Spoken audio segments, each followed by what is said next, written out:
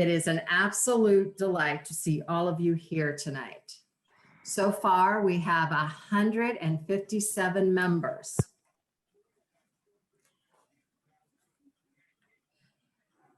I would first like to take this opportunity to introduce 3 special guests. The first is Lelia Kubesch, Ohio's 2020 Teacher of the Year and our first keynote speaker for the evening. Next, actually, Lelia, can you unmute and say hi?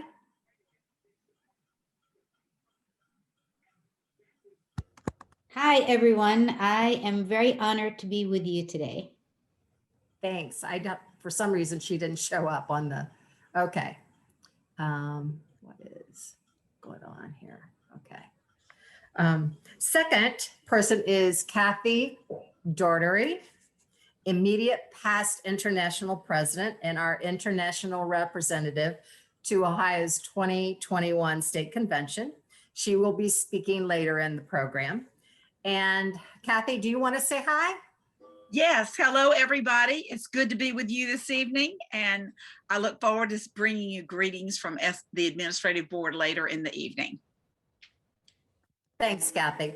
You're welcome. And the last but not least is Rebecca Segota, who we will be hearing from tomorrow. She simply wanted to be here tonight to hear Lelia speak. Rebecca, where are you? Can you say hi? Hi, I'm here. On my screen, I'm right next to you, but on everyone else's screen, apparently I'm buried in 6 pages of faces. Exactly. Yeah, I'm very happy to be here. I'm super honored to be speaking with all of you tomorrow, and I'm looking forward to it. So thank you so much. Hi, Diana. You're welcome. Okay. Hey, Linda, where are you? Can you believe it? Looks like we finally made it to convention. Sure has been a long time coming, hasn't it? Not exactly how we pictured or envisioned it to be, but just know that both Linda and I are thrilled to be here with all of you tonight. Now, without further ado, let's get this historic Virtually Yours convention on its way. We will begin the evening with a presentation of the flags and the Pledge of Allegiance. Eileen, take it away.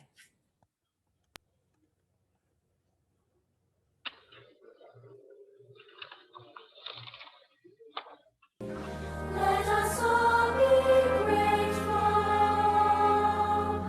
for a land so fair, as we raise our voices in a solemn prayer.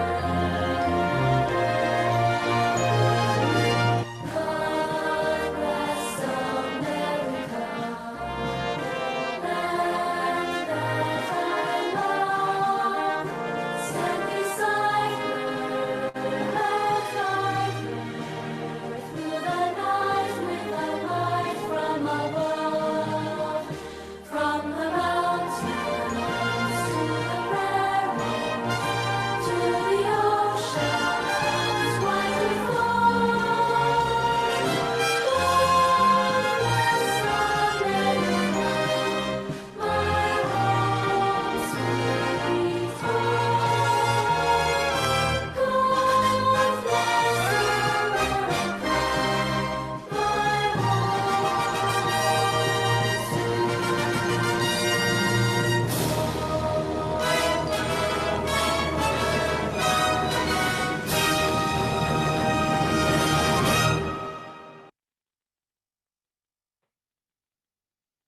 Now we will have the Pledge of Allegiance.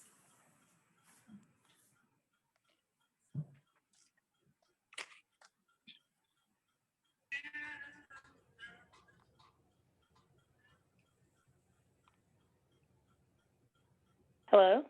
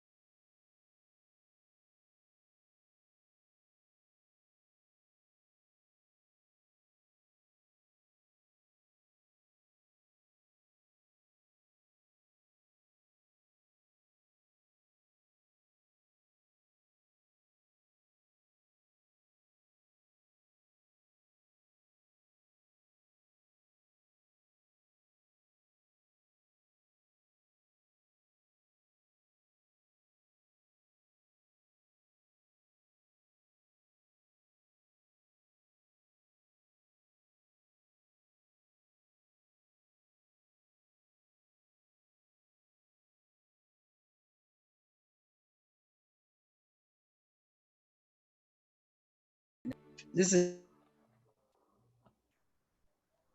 Really warms your heart, doesn't it, to hear that? It is now Linda Diltz's opportunity to introduce our keynote speaker for this evening. Linda? Present Diana. Have you ever wondered how some organizations grow while others don't? Do you have new ideas and aspirations to be heard? This keynote is intended to show you the power of belief, how to achieve a greater sense of belonging, and ways to build on your assets to create impactful changes.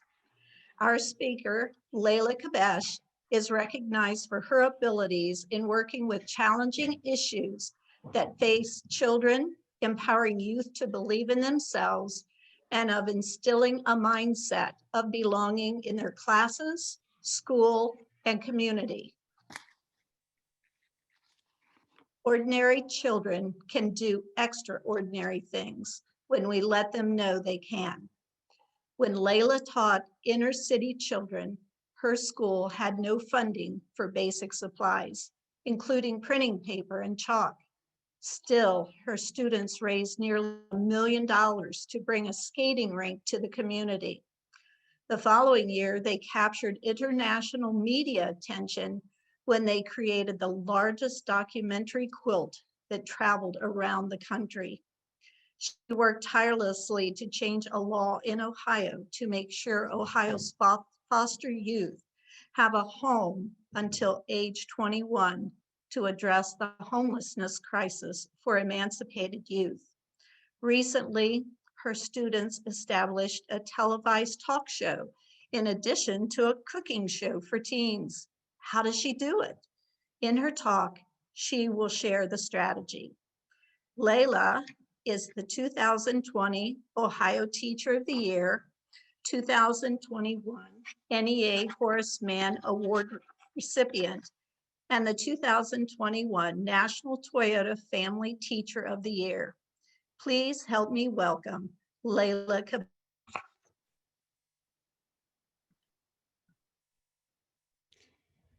We don't become veterans. Instead, we become masters. I am honored to be with you this evening. I believe the language we use impacts everything we do. 2 decades ago, I stood in my classroom about to begin the lesson, but one kid found a yardstick in my class, and he stood behind a pier holding it like this. I shouted, "Brad, don't even think about it." He took a wide swing and hit his spear hard on the back. "Too late," he said. "I already thought about it." The entire class went into a roar of laughter, including the kid who was hit. I was upset. When I shared that story with a colleague, she told me my students or students in general are bored. And I thought, this is even worse. My students are bored before class begins.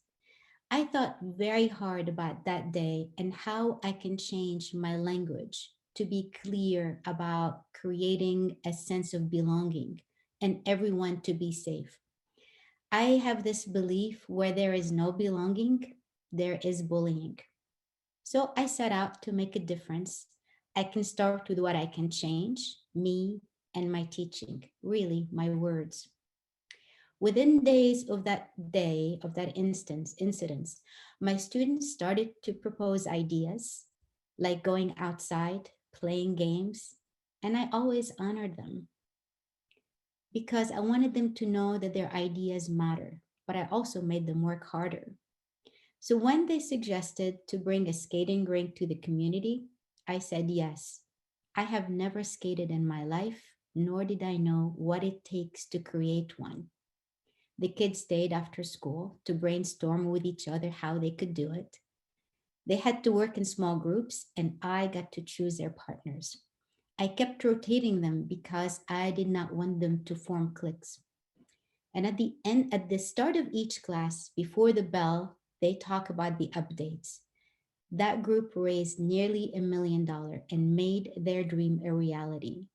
Over 2 decades later, that skating rink is still in operation. There is power in belonging, and it begins by honoring the simple idea, input, suggestion one makes. We must connect from within ourselves to see that we belong by feeling that we belong in this space, that we have voice, that we have visibility. I still use the same method I used with that group. It's always yes and. Anything they ask for, yes and. But this year, I wasn't so sure how I can do that with my students because we wore the masks and my students have plexiglass around their desks. I was so petrified this year. I actually wore goggles and scrubs on the first day of school. I wondered if it was possible for me to overcome my anxiety about in person teaching this year. Because one teacher left the high school, I was tasked to teach all the students in the middle school and all the students in the high school. So I had twice the load, and we were teaching in person from day one. But I wanted them to feel they're valued and I wanted to let them know that even what they stand for is valued. So I asked them, how do you want me to decorate the classroom? So I was sent to teach at the high school. It's a large classroom and the ceiling is concrete. I'm going to share with you my some pictures. So this is, I don't know if you can see it.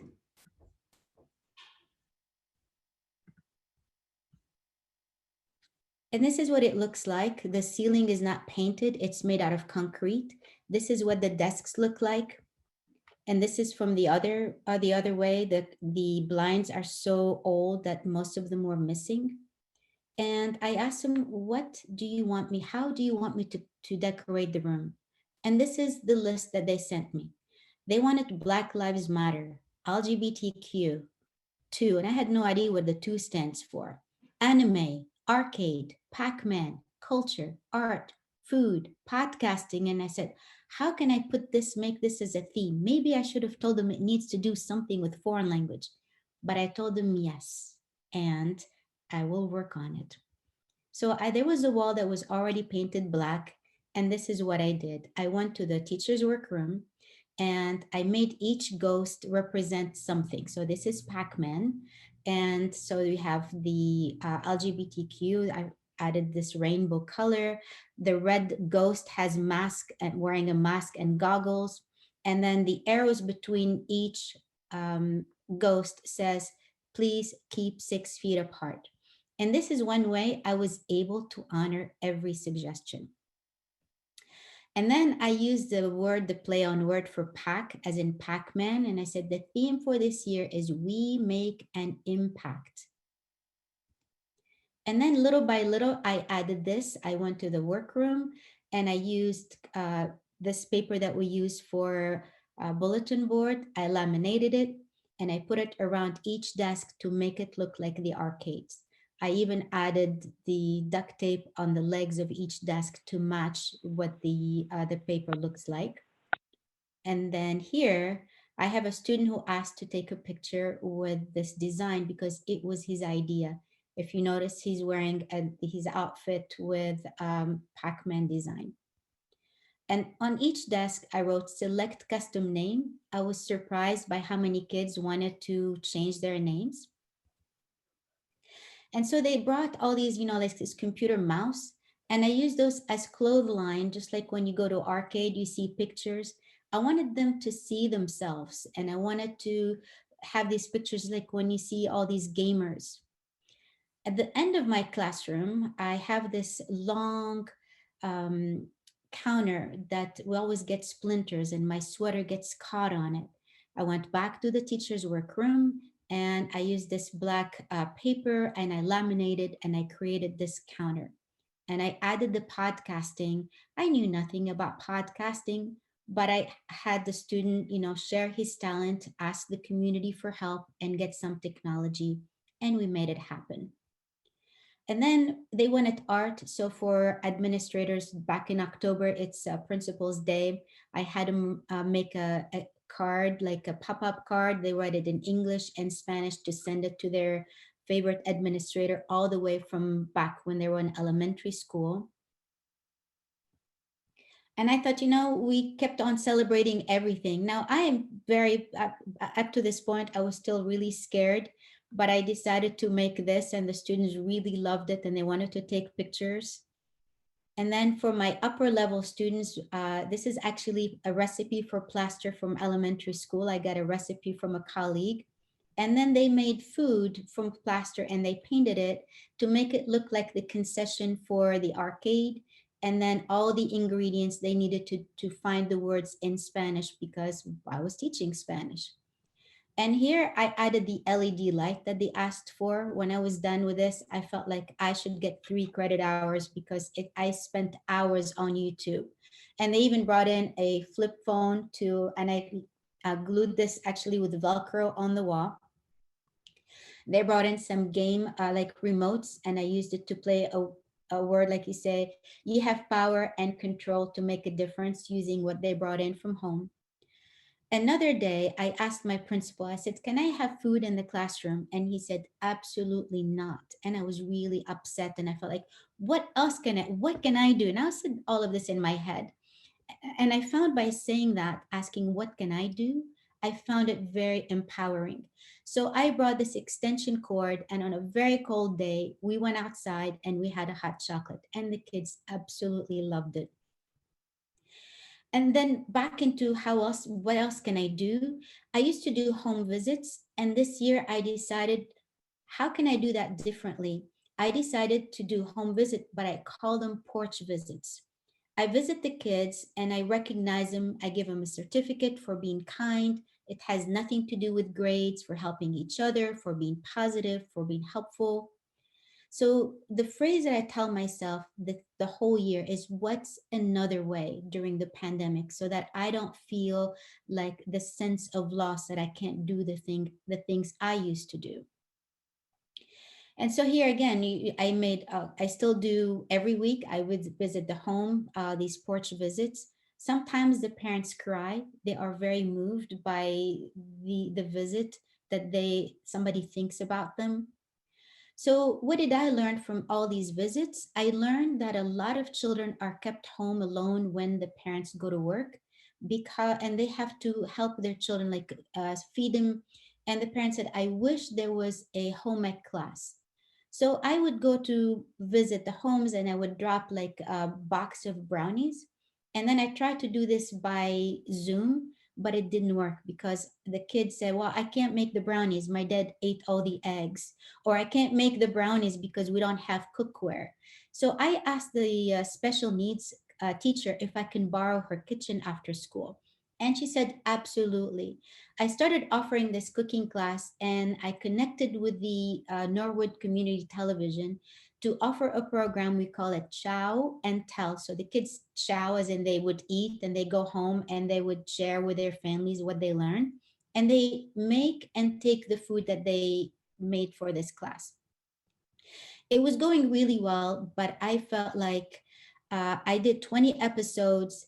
And then, of course, on my first day of teaching this, I decided to have 2 students make a roasted chicken. The chicken looks really good, but when you look at it, it was pink. The juice was very pink. So I knew it wasn't very well cooked. And that's when I learned the oven wasn't working. 2.5 hours later, and it would not cook. It was already 6:30. I've been in the building for 12 hours. I was very beat. So I started doing by the way, I contacted the parents to please either cook the chicken longer or pitch it. But we started making simpler things like pizza. But then 2 days ago, Lowe's came through and they donated an electric range with an oven. And it meant so much to my students. So this was about 2 days ago, we took this picture. We made a big thank you banner to give to them to show our gratitude. And then on the same day, we did this ribbon cutting.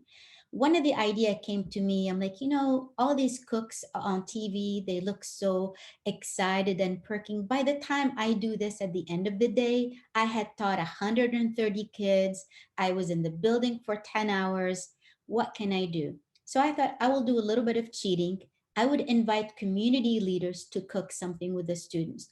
So this is Jenny Kilgore. She is a school board member from the Ohio Department of Education, and she was here and taught the students how to make lasagna. And this one is the director of the 4-H fair, and it started going really well. I felt like, I don't have to do everything. I can ask for help. This is, I can ask, what's another way that I can do this even better? So you're looking at all these tea pictures. So what is with tea? Every culture has tea. There's green tea, oolong tea, sweet tea, black tea. It is the cheapest drink, and every culture serves tea as a way to connect. So I use tea as a theme for my slides to say we need to connect. We need to think of ways of connecting. What is another way we can do that? So I challenge you to change your language to be empowering. Belong. I read one time a quote. It says, if you want a friend, if you want to make friends, to make a friend, be one. Connect with each other, reach out to others. My favorite quote is and my theme, and I do this with myself: get comfortable in being uncomfortable. Challenge yourself to meet other members within your organization. And believe, we as educators are really not taught to believe in ourselves. But we have to achieve that to move forward in any challenging thing that we want to pursue. 2 weeks ago, it was the first day back to school where all the students came in person. Before that, for the whole year, I was teaching. We have AB, so on Monday and Tuesday, we teach half the students. Wednesday, we teach remotely, and Thursday and Friday, we have the other half. So one day, the principal, on the first day that we had all the students come back, one student did not know we had a quiz. And so I got the worst teaching review I've ever got. And he said, poor class management. A student did not even know there was a quiz. What the principal didn't know, or the evaluator didn't know, is that day, first of all, was the first day that with students came back in person, and that kid had been quarantined for 3 weeks and didn't have Wi-Fi, didn't have internet connection. But it doesn't matter to the administrator all the things that I did and all the things I volunteered and all the homes I visited. All he cares about is he saw that I had poor class management because one student did not know that there was a quiz. So it does impact us. Sometimes people say, what does it feel like to be the teacher of the year? It doesn't feel like anything, because at the end of the day, I still have to clean the cat box, and I have to feed the cat or I get bitten. And I still have to go to school and there is this fear. And the other thing is, it takes us a bit longer to believe in our abilities, but know that we can achieve it. And when we work together, there is power in partnership. Build, as in connect with each other, so that we can leave a legacy to all the children in Ohio. This is what I tell myself all the time. When there's a will, there is a skill. Whenever you want to do something, means you have to learn something new, whatever that may be. When I wanted to do the cooking show, I can cook at home, but I didn't know how to do this in a form of show. I didn't want to have to do this in front of the TV, but I had to practice. And on the days I was cooking, imagine at the end of teaching a full day, I'm being in a kitchen that's not mine. In the middle of the film, and I say, cut, I don't know where the cutting board is. Cut, I have no idea where the salt is. I'm in the middle of it, like, well, how do the other people do this cooking show? They have everything ready, and sometimes see how you cook the chicken, and then you get a chicken coming out of the oven looking golden and roasted. I don't have that. All I can tell you is I'm thinking about all the things that I need to grade that day and all the mistakes that I've made, but I improved. And then my other secret is, it's not the money, but the mindset. Be mission driven. Because a lot of people say, how is it that you teach in a poor school? Maybe we teach at a poor school, but we are very rich in spirit. When, there's always someone in the community who's extremely kind and giving. Make the ask.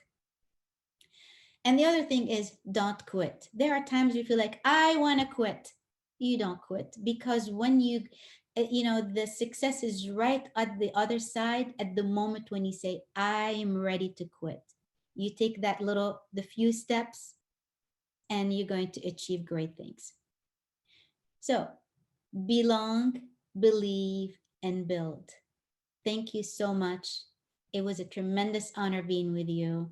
And I'm very grateful, and I hope to have the opportunity to come back again.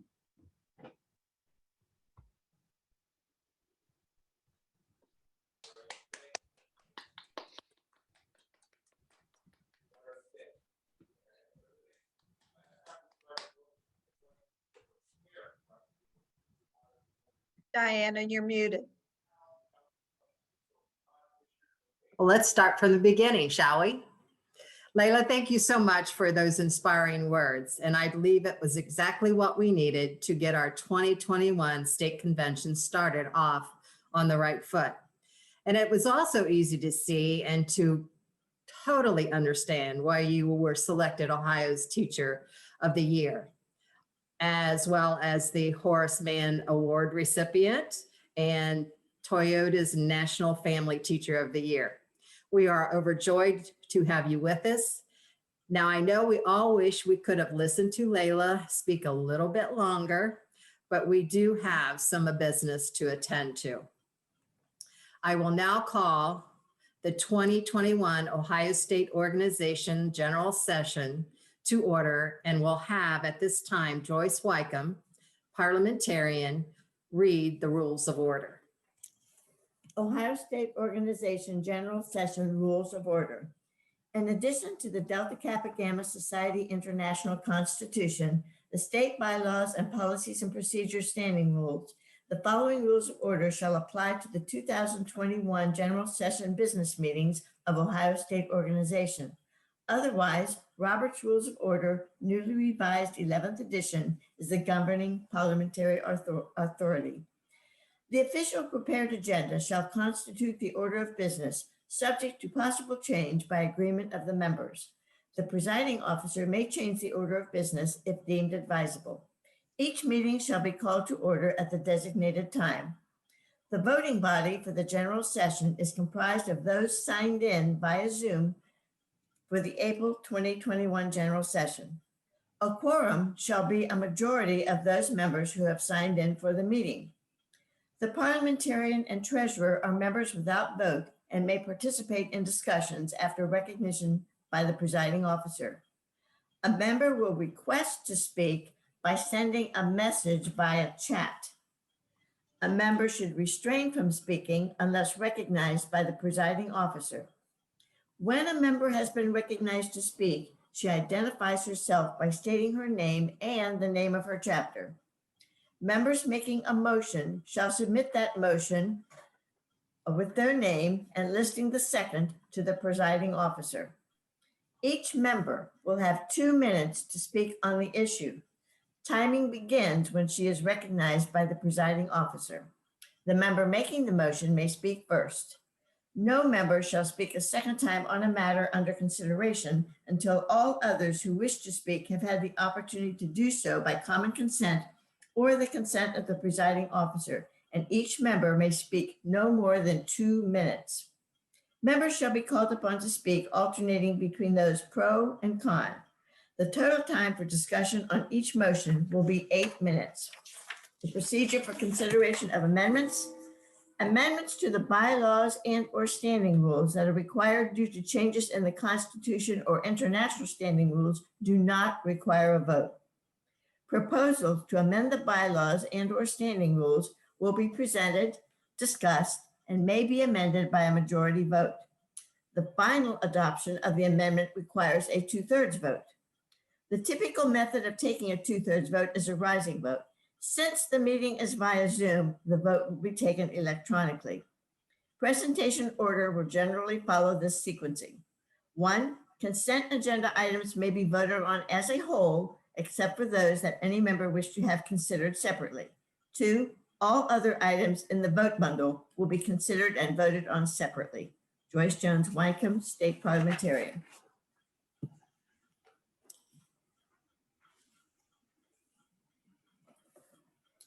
Thank you, Joyce. Are there any objections to the rules of order?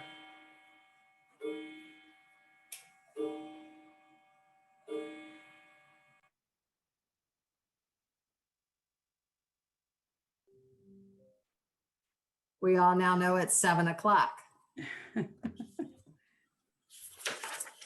Without objections, the rules of order are adopted. You received the tentative agenda. Are there any objections or additions to the agenda?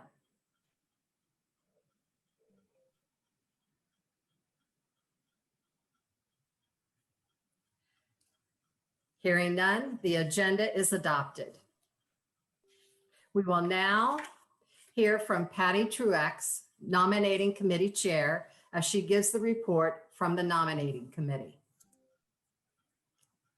The nominations team of Ohio State Organization is pleased to present the following slate of nominees for state offices and state nominations committee for the 2021 and 2023 biennium, with thanks to all sisters who considered and accepted nominations. This group embodies the values of Delta Kappa Gamma International and Ohio State Organization and appreciates the work of past members and officers. They represent service, honor, educational excellence, and appreciation of past, present, and future educators. Madam President, the nominating committee submits the following nominations. For President, Debbie Cantor, Delta Epsilon. For Vice President, Melody McGee, Gamma Nu. For Second Vice President, Michelle Meniscus, Alpha Xi. For Recording Secretary, Ann Todd, Zeta. For Corresponding Secretary, Cindy Lawyer, Alpha Psi. For Nominating Committee, Area 1 Northeast, Sally Gilmore, Sigma. Area 2 Southeast, Carol Remington, Beta Iota. Area 3 Northwest, Deborah Mahalik, Alpha Sigma. Area 4 Southwest, Judy Gurwey, Beta Nu. Area 5 Central, Beverly Babbert, Delta Theta.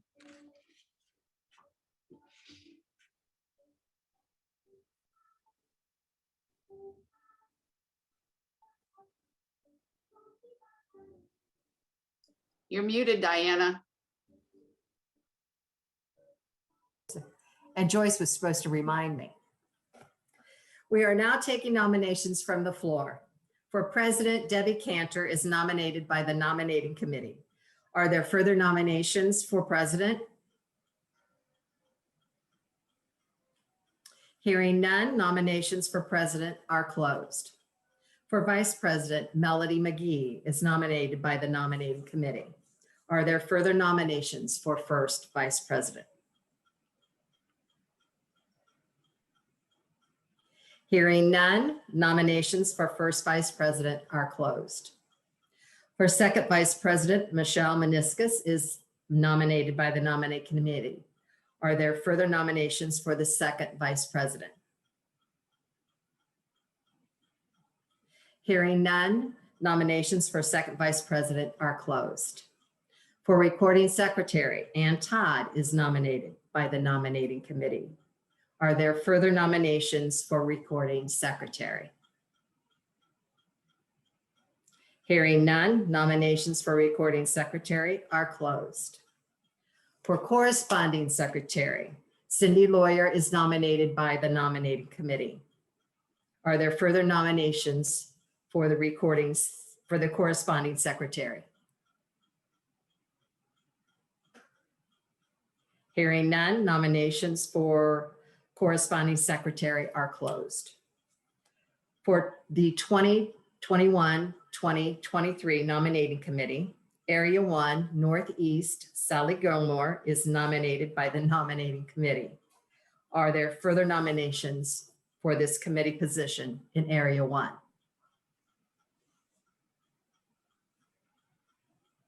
Hearing none, nominations are closed. Area 2, Southeast, Carol Remington is nominated by the nominating committee. Are there further nominations for this committee position in area 2? No, 3, is it 2? Hearing none, nominations are closed. Area 3, Northwest. Deborah Mahalik is nominated by the nominating committee. Are there further nominations for this committee position in area 3? Hearing none, nominations are closed. Area 4, Southwest, Judy Gerwe has been nominated by the nominating committee. Are there further nominations for this committee position in area 4?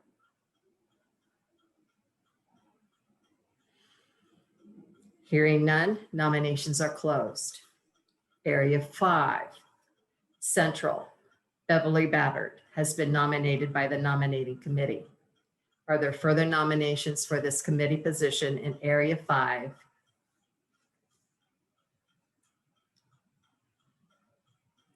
Hearing none, nominations are closed.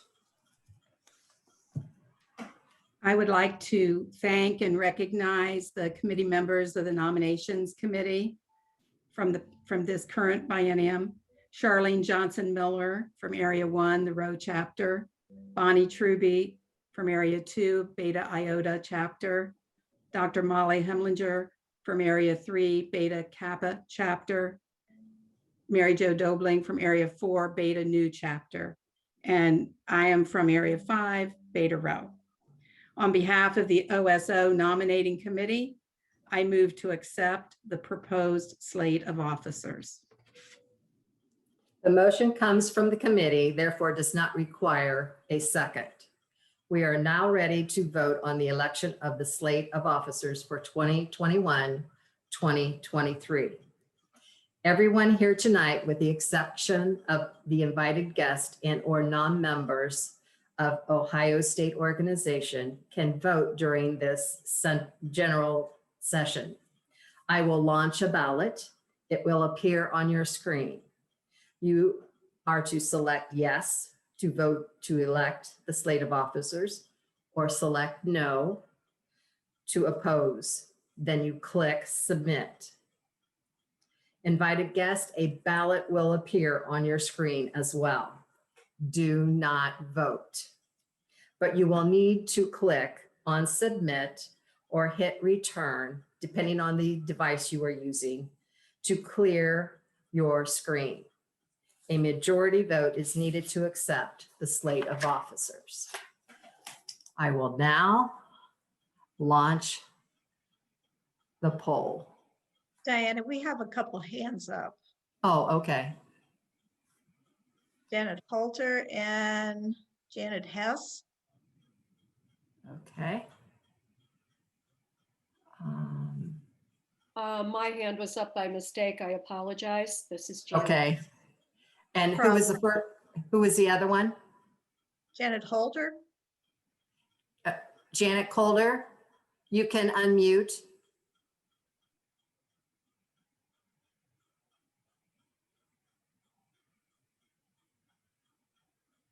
Did she hear me? Janet Coulter?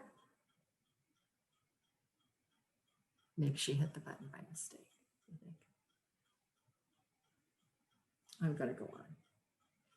Hearing no response, I am going to proceed. I will launch the poll if I can get it back to.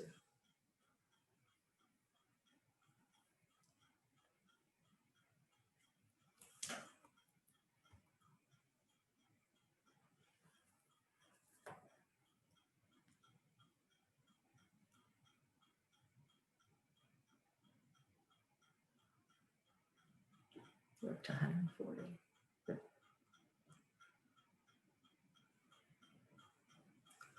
We won't have anybody. Well, Carol's having a hard time getting in.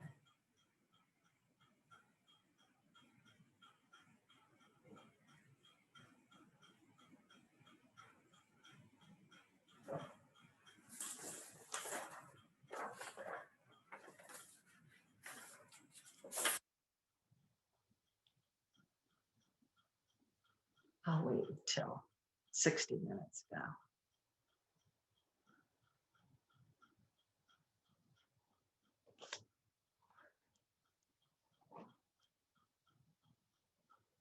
I am stopping the polling. Okay. You see there was 100. Yeah, you can share results if you want. There we go. I am going to share the results with you.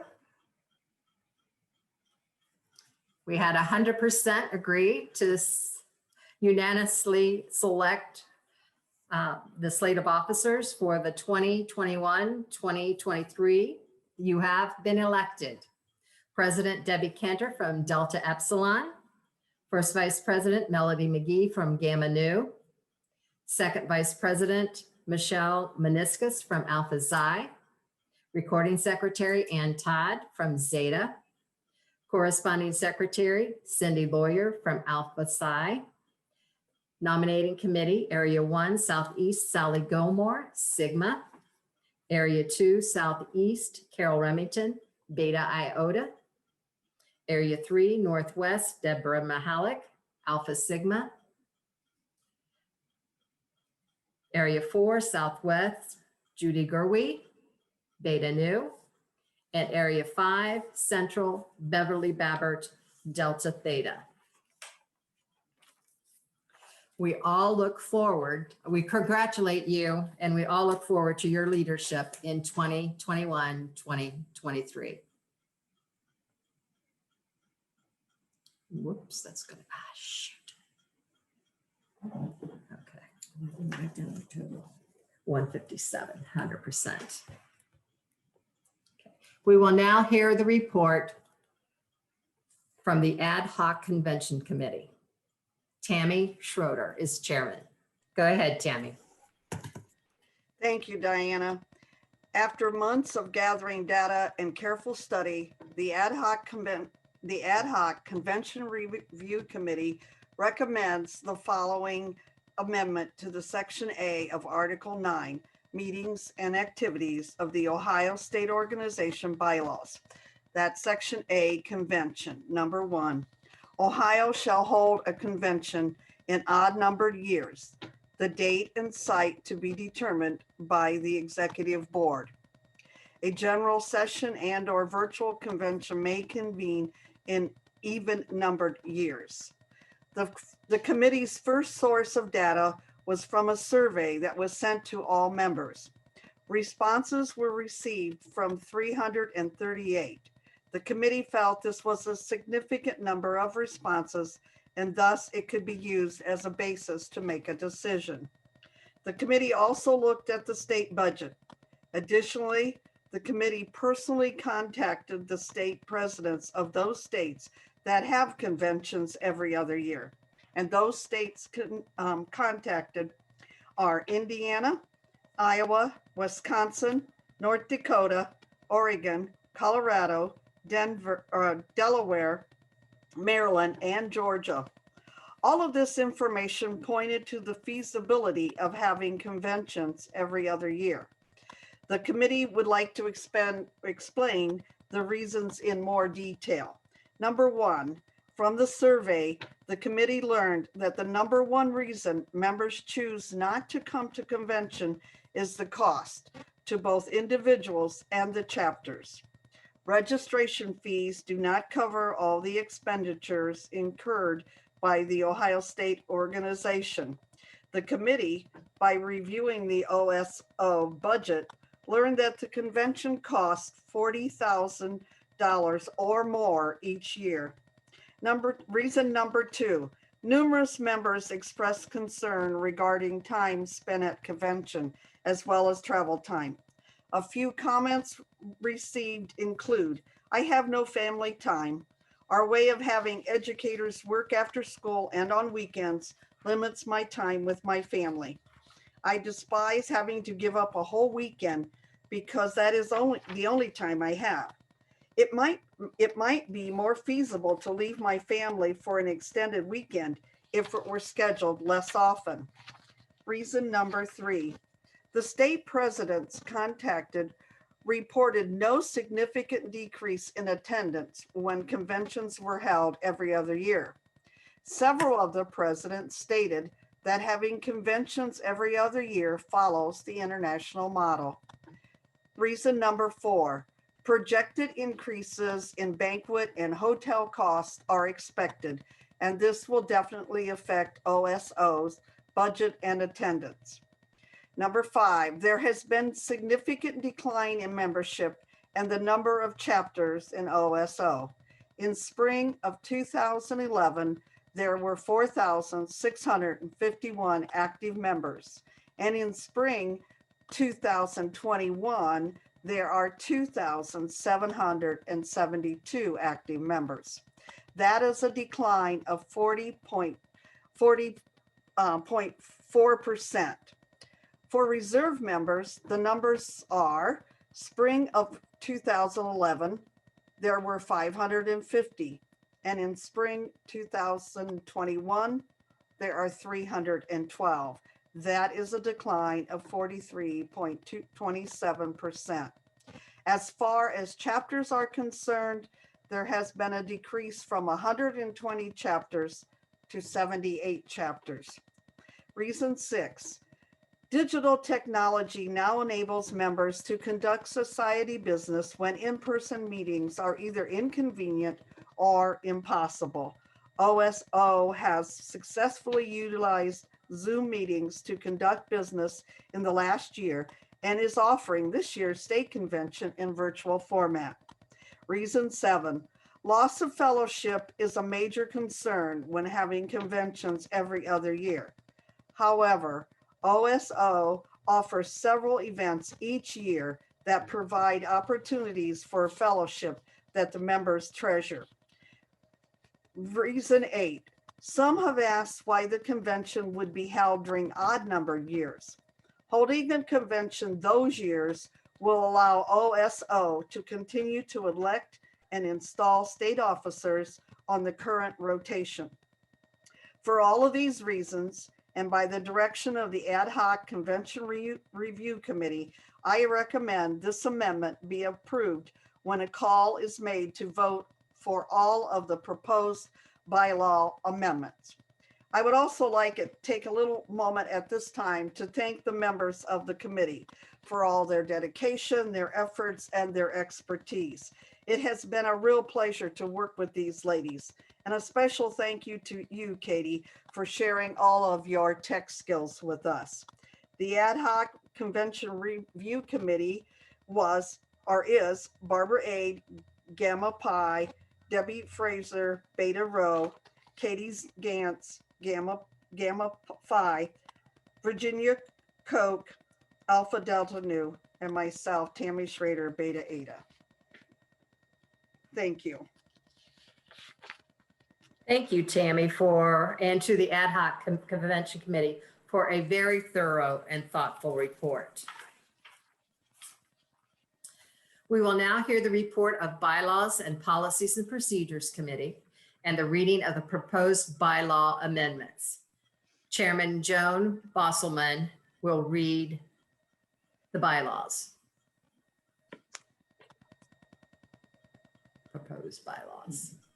The Bylaws, Policies, and Procedures Committee report.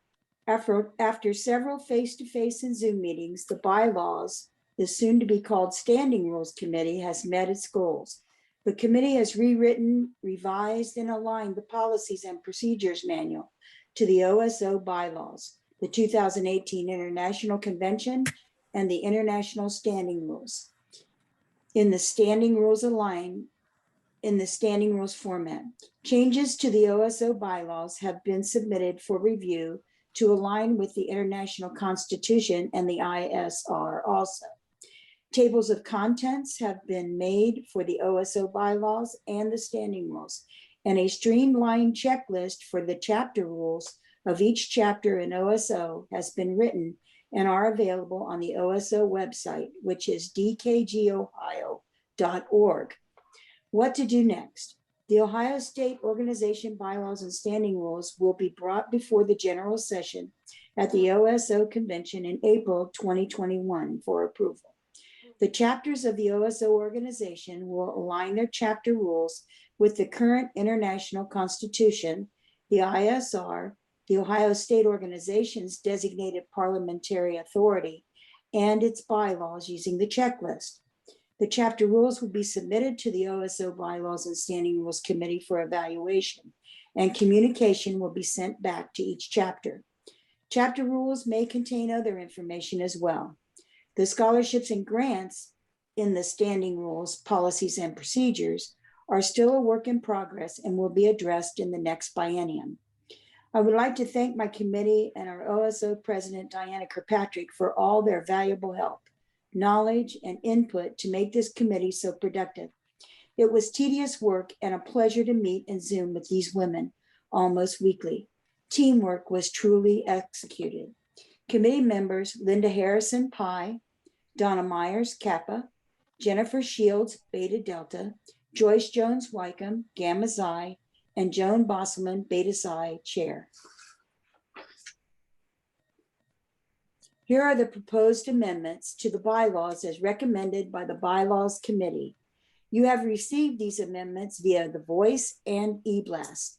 They are posted on the screen before you for your reference as I review each item.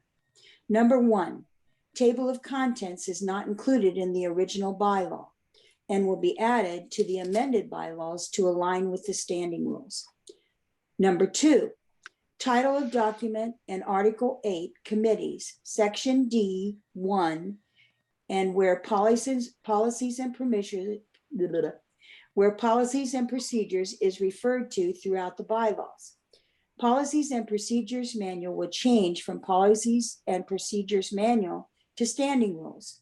Policies and Procedures Committee will change from Policies and Procedures Committee to Standing Rules Committee.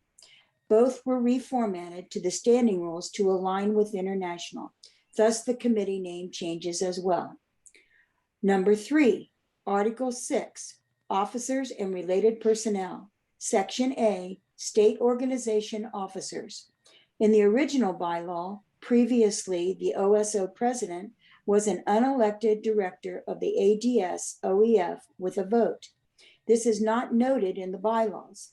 In the amended bylaws, it will add, beginning with the 2021 elections, the president of OSO shall be invited to serve as an ex officio, non-voting member of the ADS OEF Board of Directors, defining a new role for the OSO president on the ADS OEF Board of Directors, avoiding a conflict of interest. Number 3, Section F, Nominations and Elections, and Article 8, Section D, Duties of Committees. 7, and where Nominations Committee is referred to throughout the bylaws. The original bylaw, Nominations Committee, will be changed to Nominating Committee, which follows Robert's Rules of Order format. Number 4, Article 7, Section A, Executive Board. 4, the Executive Board. Article 7, Section B, State Advisory Board. 4, the Advisory Committee. Article 8, Section 8, Article 8, Section C, General Procedures for Committees. Article 11, Amendments, Section A, Notification. 3, Meetings of the Convention. In the original bylaw, currently there is nothing including about meeting electronically. In the amended bylaws, it will add, the Executive Board may meet through electronic communications as long as members present may simultaneously hear one another and participate during the meeting. The Advisory Committee may meet through electronic communications as long as members present may simultaneously hear one another and participate during the meeting. Committees may meet through electronic communications as long as members present may simultaneously hear one another and participate during the meeting. Meetings of the convention may meet through electronic communications as long as members present may simultaneously hear one another and participate during the meeting. This allows business to take place in electronic meetings. Number 5, Article 8, Committees, Section C, General Procedures 3. The original bylaw, it states matters requiring immediate committee action may be voted on by mail. The amended bylaws add electronically or. It becomes matters requiring immediate committee action may be voted on electronically or by mail. This allows voting during electronic meetings. Number 6, Article 8, Committees, Section D. Duties of Committees 11, Scholarship Committee. In the original bylaw, the Scholarship Committee is responsible for promoting and supporting programs and initiatives recommended by the Alpha Delta State Ohio Education Foundation. In the amended bylaws, strike out and substitute the following. It will now read, 1 is responsible for recommending the rules governing the administration of the scholarship and grant program adopted by the OSO Executive Board. 2, maintains all applications and application guidelines. 3, shall determine the number of awarded grants and scholarships and the amount of each based on accessible funds. 4, accepts all OSO scholarship applications and selects recipients. 5, contacts all state-supported universities regarding the Esther H. Strickland Student Teacher Grant. Recipients for this grant are selected by evaluating the applicant's applications. This specifies the duties of the OSO Scholarship and Grant Committee. Number 7, Article 9, Meetings and Activities, Section A, Convention 1. The original bylaw states, conventions in even number years shall be optional. Strike out this and substitute. Will now read, a general session and or virtual convention may convene in even number years. This allows business to be conducted in even number years without holding a full convention. Number 8, Article 9, Meetings and Activities, Section A, Convention 3, the original bylaw. There is nothing noted about conventions being virtual. It now adds meetings of the convention may be held through electronic communications as long as members present may simultaneously hear one another and participate during the meeting. Electronic voting is permitted. This allows conventions held virtually to conduct business. Number 9, Article 9, Meetings and Activities, Section B, Other Meetings. In the original bylaw, it reads, other meetings, area conferences, and or workshops shall be held for the purpose of leadership training and dissemination of society information. Strike out this and substitute. It will now read, other meetings, activities, area conferences, seminars, and or workshops may be held in even number years for the purpose of leadership training, personal growth, professional development, and dissemination of society information.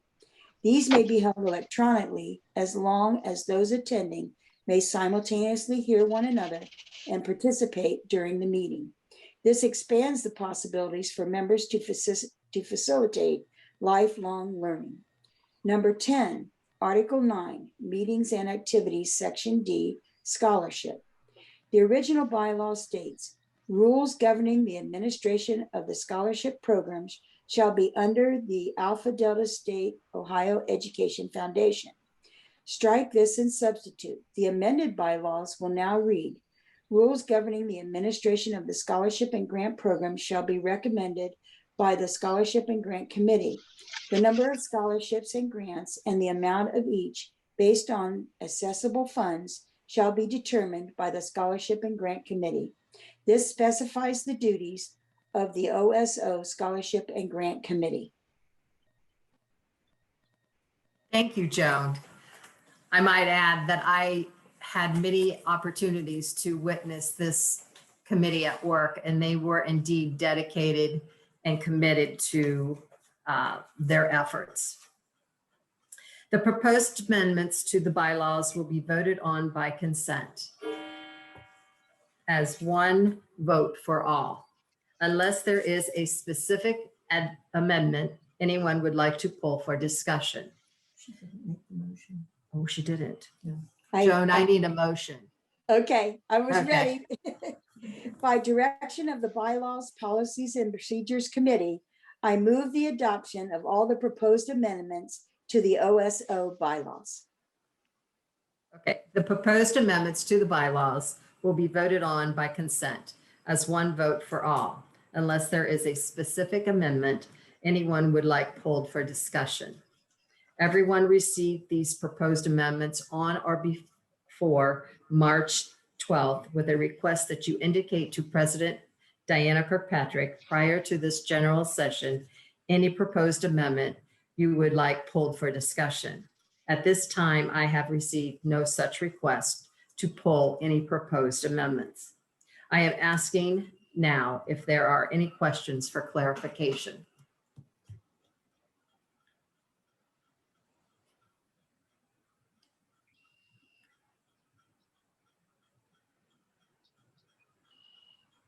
Norma, Lois, do we have any questions?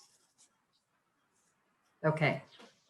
Hearing no objections or questions, we are now ready to vote on all of the proposed amendments as listed in the amendment chart that has just been read to you by Chairman Joan Bosselman.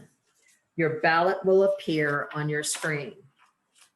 A reminder that all present here tonight, with the exception of our guest, can vote. When I launch the ballot, vote yes to adopt the amendments, vote no to reject them, and we need a 2/3 vote for passage.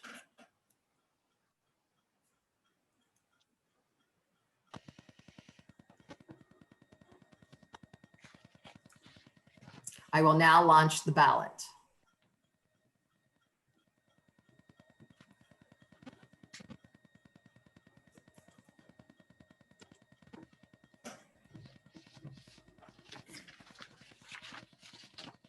There's 134 already. Wow.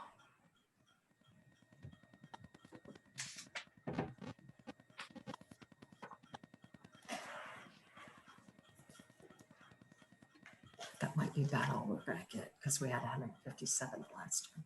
Yeah, I'll wait for another 15 seconds.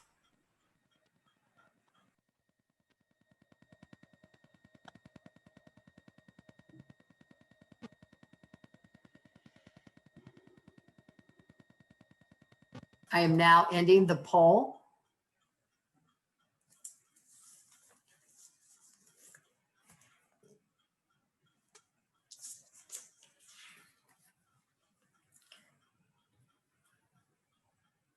With a vote of 158 to 0, the proposed amendments to the bylaws are adopted. Thank you, ladies.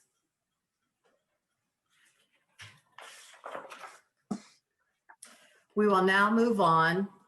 Wait a minute, I better share these results with you. There you go. Ah, we had one more vote. 159 to 0.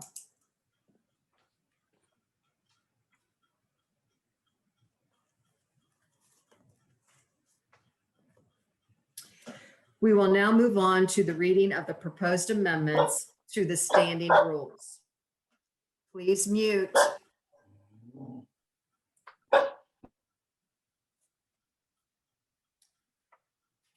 Formerly known as the policies and procedures. Chairman Joan Bosselman will now take the floor. Here are the proposed amendments to the standing rules for 2021. The Policies and Procedures Manual was reformatted into standing rules to align with international and the Ohio State Organization bylaws. The Bylaws, Policies, and Procedures Committee name has changed as well to the Bylaws and Standing Rules Committee. 4.12, Finance. In the 2015 Policies and Procedures, it states, only financial institutions with banking facilities in Ohio may be used for placement of OSO funds. This is dropped because it is not relevant with electronic banking. 4.20, Safe Deposit Boxes. In the 2015 manual, it states the treasurer shall maintain 2 safety deposit boxes, one for the Ohio State organization and one for the A. Margaret Boyd Overseas Foundation. Drop 2 and the one for the A. Margaret Boyd Overseas Foundation and add 1. It will now read, the treasurer shall maintain 1 safety deposit box for Ohio State organization. The reasoning is that ADS OEF maintains the box for the A. Margaret Boyd Overseas Foundation, and it is no longer under the OSO jurisdiction. 6.20 paid personnel. In the 2015 manual, it states paid personnel. Add services purchased. It becomes paid personnel, services purchased, which is a better description.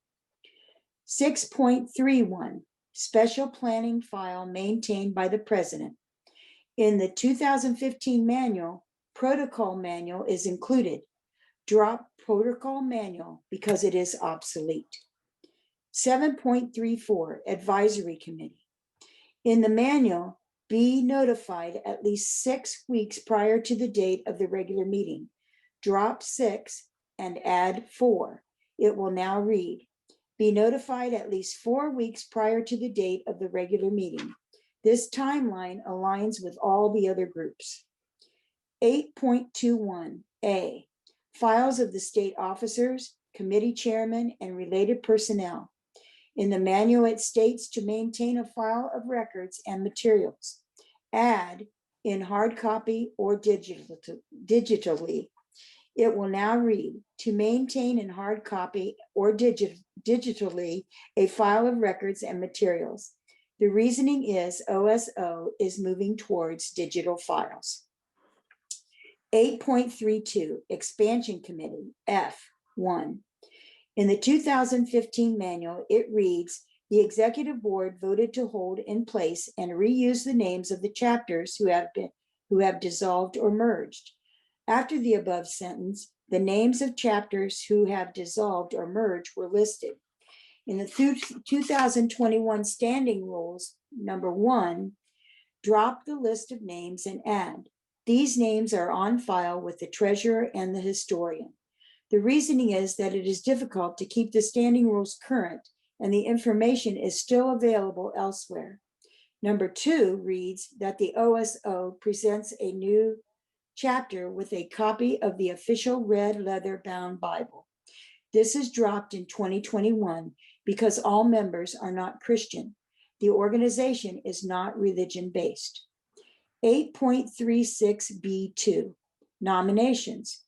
In 2015, it states, if there are nominations from the floor for one or more of the offices, the election shall be by written ballot. An added note, written does not have to be paper and pencil. In 2021 standing rules, drop the election shall be by written ballot and add, a written ballot is required only if there is more than one candidate for an office. It will now read, if there are nominations from the floor for one or more of the offices, a written ballot is required only if there is more than one candidate for an office. This complies with Robert's Rules of Order and avoids unnecessary steps. 8.36B3, the nominating committee. It is not currently stated in 2015. Add to the 2021 standing rules. The nominating committee will encourage participation at the international level. They may review applications and consider endorsing candidates for international office. This is to encourage members to get involved with international. 8.38 Scholarship Committee. Currently, in the 2015 manual, it lists details of all the scholarships, grants, and fellowships, some of which are obsolete. In the 2021 standing rules, drop all and substitute. It will now read, scholarships and study grants, excluding those housed with the university, are financed through monies received from ADS OEF. This is to align the proposed amendment for scholarship committee in the bylaws. The scholarship section in the standing rules is currently being updated and will be addressed in the next biennium. 9.24 biennial seminar. Number 1, in 2015 manual, it states biennial seminar. In 2021, add lifelong learning. It now becomes biennial seminar, lifelong learning. The funding in ADS OEF is retitled. Number 2, biennial seminar, it states is held in the summer. Drop is and add may be. It will read, the biennial seminar may be held in the summer. This gives more scheduling flexibility. Number 3, biennial seminar. In the 2015 manual, it states DKG and other professional non-members may attend. Drop professionals. It will now read DKG and other non-members may attend. Attendees may be spouses or other non-educators. Appendix 2, C, State President's Pin. In the 2015 manual, the treasurer is responsible for ordering the president's pin and guard. Add, with the highest quality from International. It will now read, the treasurer is responsible for ordering the president's pin and guard of the highest quality from International. This is to be assured pins are of good quality. Appendix 2C, State President's Pin. Previously not included in the 2015, add and will read, the incoming state president may elect to receive a retired pin if available, that she may choose to keep. This allows the incoming president to receive a pin special to her. Appendix 6, 1, Traditional Practices. In the 2015 manual, it states the state pays the luncheon expense of the chapter president or her official representative at the fall meeting of the executive board. Add, when held face-to-face, it will read, the state pays the luncheon expense of the chapter president or her official representative at the fall meeting of the executive board when held face-to-face. This eliminates the possibility of paying for lunch in electronic meetings. By the direction of the Bylaws Standing Rules Committee, I move for the adoption of all proposed amendments of the OSO Standing Rules. Thank you, Joan. You guys did a lot of work, did you not? The proposed amendments to the standing rules will be voted on by consent as one vote for all, unless there is a specific amendment anyone would like pulled for discussion. Everyone received these proposed amendments on or before March 12th, with a request that you indicate to President Diana Kirkpatrick prior to this general session any proposed amendment that you would like pulled for discussion. At this time, I have a request to pull for review Amendment 4.20, safe deposit boxes.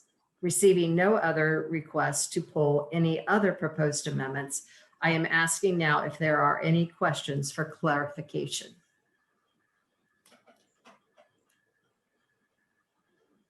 Madam President. Go ahead. Well, we're not doing that yet. Okay. Just a moment. Okay. Is that the goal? Yeah. What it is? We will wait until we have to vote on the proposed amendments first, okay? Yes. No, maybe that's not right. No, that's right. Yeah, that is right. Okay.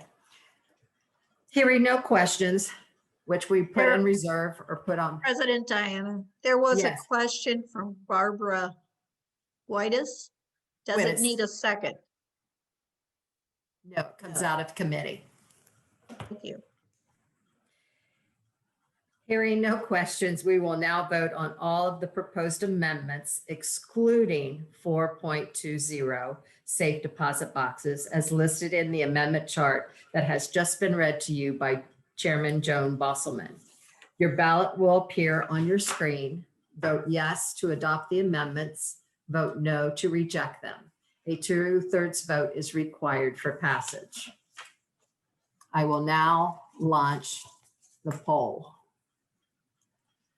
Okay.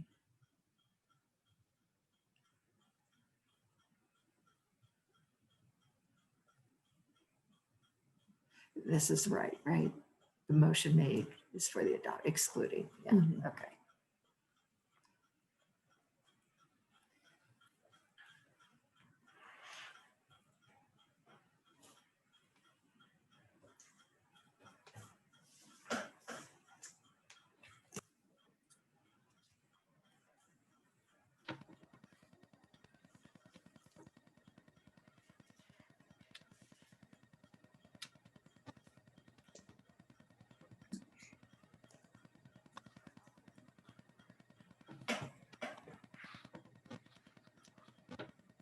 I'll wait for 45. Maybe.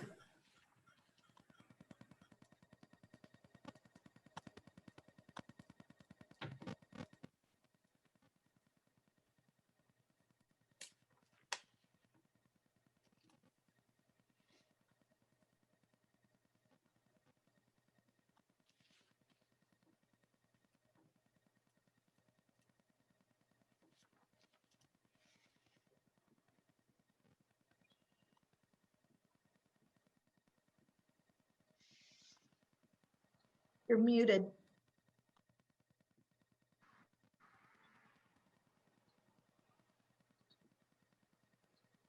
Unmute. Okay, I will share the results.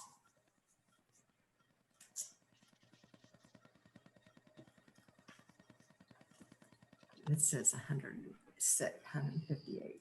Oh, it went up. since I Okay, did it. yeah. Okay. How did that happen? Okay. With a vote of 158 to 0, the proposed amendments to the standing rules, excluding 4.20 safe deposit box, are adopted. Thank you, ladies.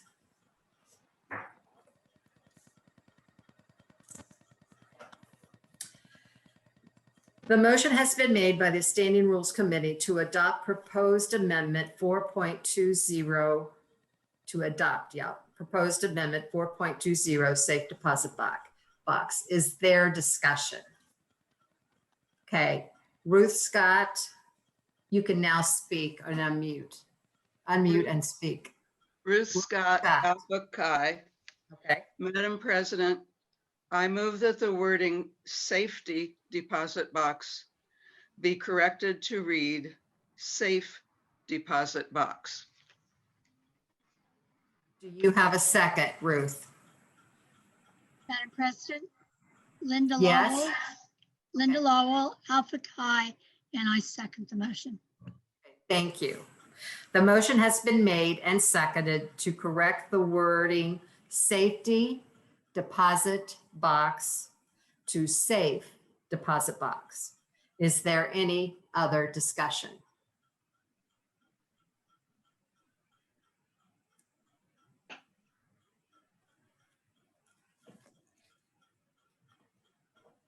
Hearing none, we are now ready to vote to change the wording safety deposit box to safe deposit box. Vote yes to adopt the amendment. Vote no to reject it. A majority vote is required. Okay. Let's see.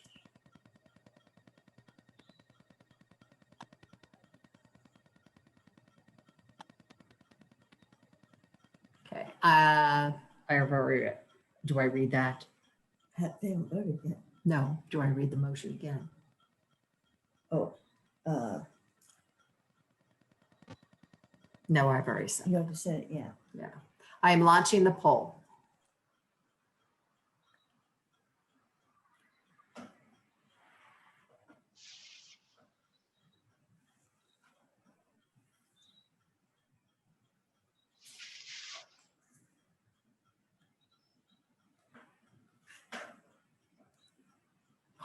I've got one now.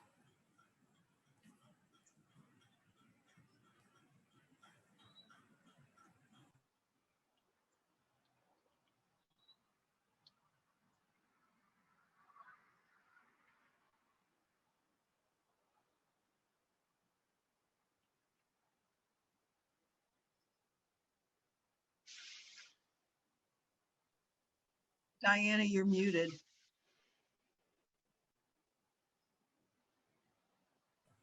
I'm waiting 60 seconds.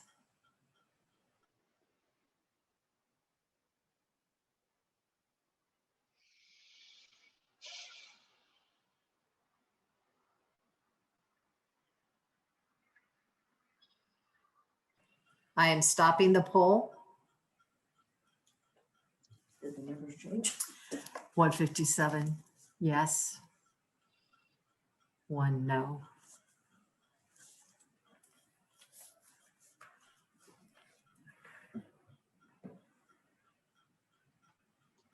I will share the results. With a vote of 157 to 1, the amendment has passed. The words safety deposit box are changed to safe deposit box.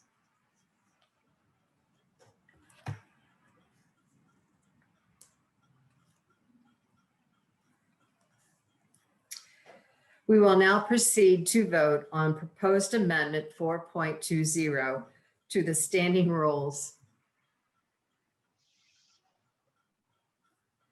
To the standing rules that reads, the treasurer shall maintain one safe deposit box for Ohio State organization. Is there any other discussion?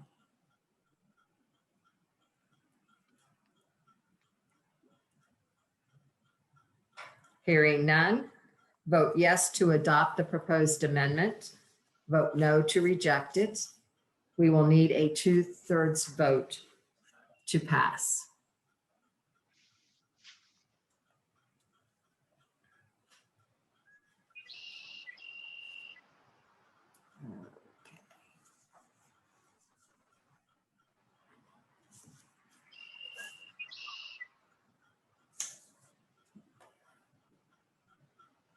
I am launching the poll.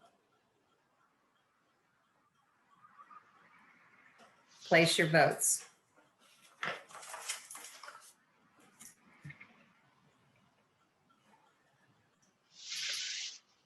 We're doing okay on time, aren't we? Doing pretty good.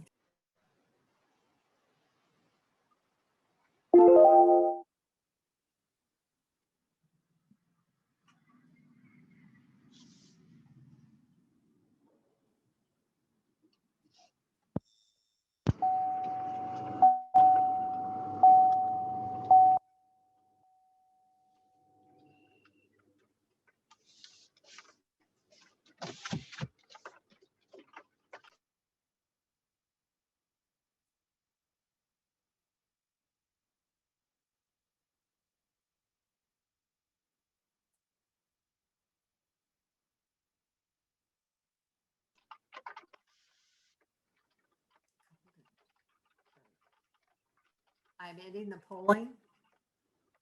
155 to 1. We'll share the results with you. With a vote of 155 to 1, the amendment is adopted. Item 4.20 will read, the treasurer shall maintain one safe deposit box for Ohio State organization. Thank you again, ladies.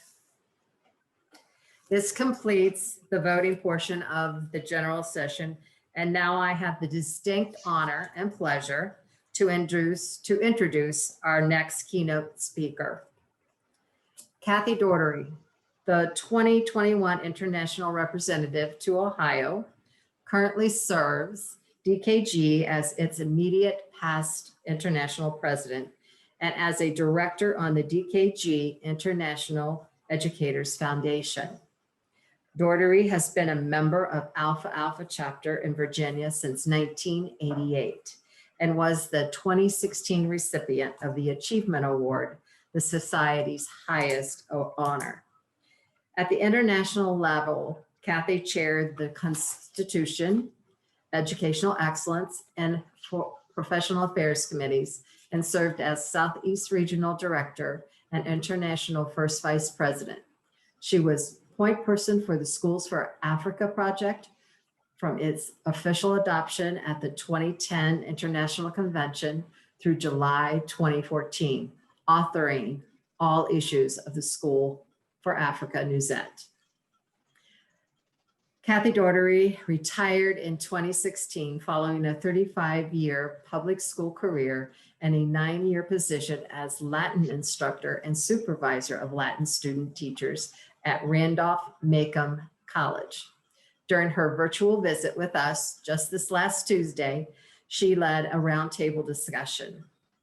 She will now share information from the 2020-2022 DKG Administrative Board. Please welcome immediate past international president, Cathy Daugherty.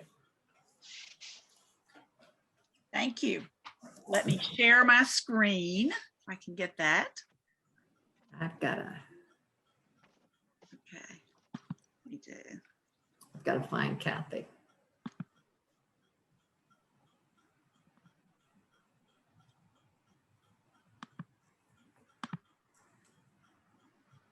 It should be up. Can everybody see what I'm, my title slide? Okay. Well, on behalf of the International President, Becky Sadowski, and the 2020-2022 Administrative Board, I bring you greetings this evening. Here is a picture, a listing of all of the Administrative Board members for this particular biennium. And I know quite often our members want to know just what does the Administrative Board do? Specifically, what are they doing for me? Well, the board that you elect is a fiduciary board, which means that it must act in the interest of all members. And that is what we do to that end. We actually do work very hard to act in the interest of all of you. The board carries out the plans and the policies adopted by the members who attend the International Convention. That's why it's so very important that you do attend the International Convention, because the things that you decide in the business of that convention will direct what the board, the next board, does during the next biennium. The board actions and their context are always posted on the DKG website in the About Us section under the Administrative Board. They are always published in the DKG News, and along with the rationale behind the decision for each of the meetings that we have. So immediately after we have a meeting, the next issue of the news is going to have all of that information in it. So we try to put the information in several different places so that those of you that like to read one publication over another will be able to find it in the publication or the website area that you like to visit the most. Board members are assigned to many different committees. We just don't meet as a group and then go home. This biennium, I am chairing the Administrative Board Performance Appraisal Team, which means that I am working with 3 or 4 other members of the board to work with the directors at headquarters. In fact, yesterday we did performance appraisals for 2 of the 5 directors, and we have 1 more to go next week. We'd already done 2 earlier. I'm also a director on the DKG International Educators Foundation and serve as chair of the PR committee on that foundation, as well as reading applications for some of the Cornetta seminars, the Cornetta projects, the other projects that are available through the foundation. I chair an administrative board subcommittee considering proposed amendments to bring to the 2022 International Convention, and did the same thing for the foundation when we met in March. So I'm really still connected, very connected with my Constitution work. So I really got a thrill out of hearing somebody else read all of them tonight instead of my reading them like I did in 2018. And I'm also a member of a committee that I established when I was president on, and it is still, I'm happy to say that Becky has continued this committee during this biennium, and it is the International Issues Task Force. It's one that I think is very important for the future, the current, present, and the future of our society. With that in mind, here's a map that shows you where we are across the world. We are in 17 countries, those countries that we have marked in red, including Japan, way over on the right-hand side of your screen. And we've also indicated the different time zones that we are in. So we have an added complication of meeting the needs of our members when some of us are asleep and others of us are wide awake. We have been able to alter the time that headquarters is open so that we open at 7:30 and we do not close until 6:30, which allows time across the world for people who are members of our society to contact us by chat or by phone through headquarters. For many of our members, English is their second language. English words may have different meanings when they are translated. We all know there's a problem with that. Wide variety of cultures are also part of what makes up the membership of DKG, and they influence our views of professionalism and the purposes of DKG because the interpretations may be different. That is why the International Issues Task Force is so important. It is currently studying how best to meet the unique needs of such a diverse membership. And it is headed this biennium by Dr. Lace Brogdon from Canada.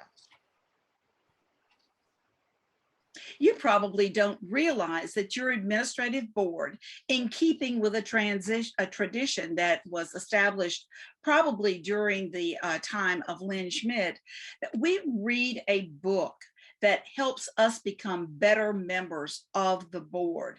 To better educate us, this biennium, we are reading The Will to Govern Well. Just because you're elected to a board does not mean that you understand how a board works.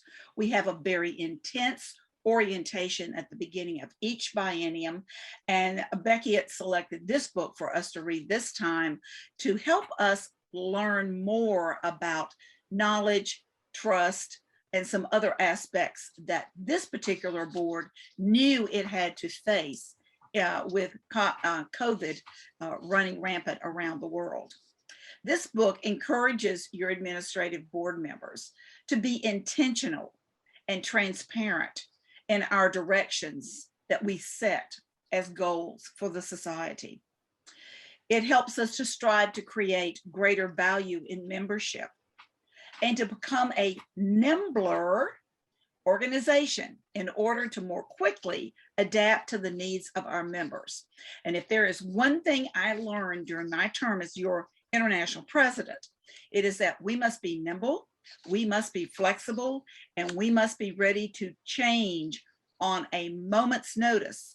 I well remember March 24th, when I was left alone in headquarters and everybody was at home, and they did not show up again until sometime in June. It was an interesting experience and one that I think we handled very well. Once we realized that we weren't going to be back in 2 weeks, because when they left on the 24th, everybody thought they'd be back in 2 weeks. Well, we know that was not true.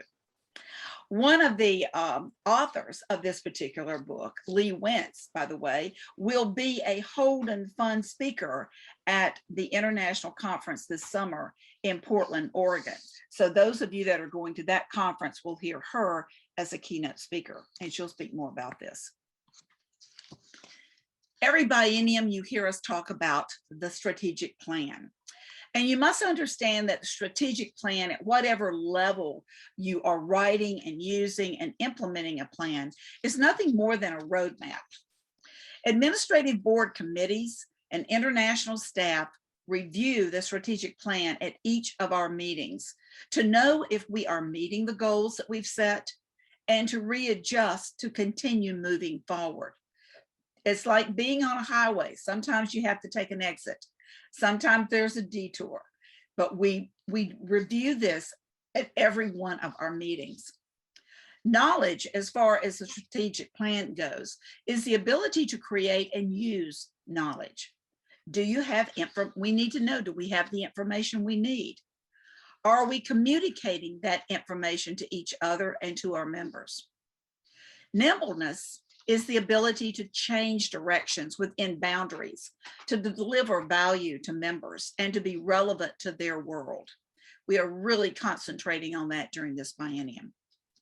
And trust relates to open communication and confidence in leadership. We want to make sure that you trust the drivers, and the drivers of the DKG vehicle are your administrative board members in whom you have put the trust to drive us where we need to go.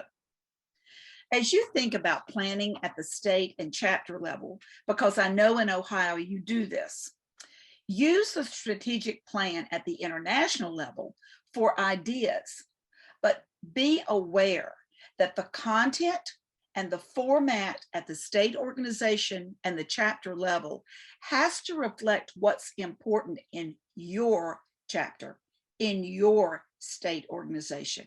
It may not be exactly the same as what the international strategic plan looks like. Remember, we're looking way out there and we're dealing with 17 countries. You're dealing with one state and the unique features and content and problems and concerns in your own state or your own chapter.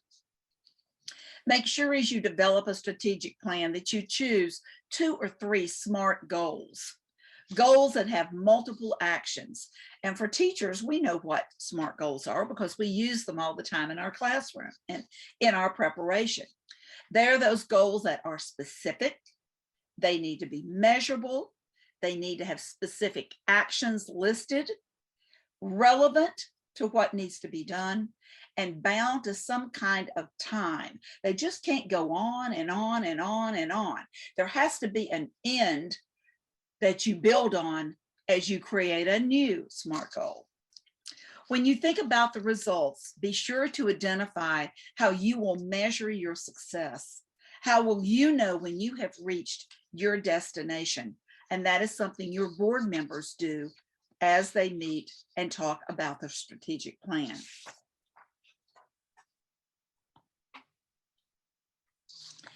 I hope all of you are aware that we have a new foundation with a new name and a new logo. There was a merger of DKG's Educational Foundation and the DKG Supporting Corporation in February of 2020 in the last biennium. The merger simplified both the internal processing and accounting of funds and the contribution process for members. It will also allow the foundation to focus on raising money for and managing the work of all the funds that normally or used to come under auspices of the society and now come under the auspices of the foundation. Our foundation supports effective educational projects, the educational and charitable activities of the Delta Kappa Gamma Society International, and professional growth of educators everywhere. Here are a list of the different funds that come under the auspices of DKG IEF now. You have your Cornetta Awards, your educational projects, your Educators Book Award, Emergency Fund, your Unitemple Holden Leadership Fund, your Golden Gift Fund, International Speakers, Scholarship, World Fellowship, and on those donation forms, you now see the area of greatest need. So we give you the option to put your money there and allow us as a foundation to decide where that money needs to go best during a particular period.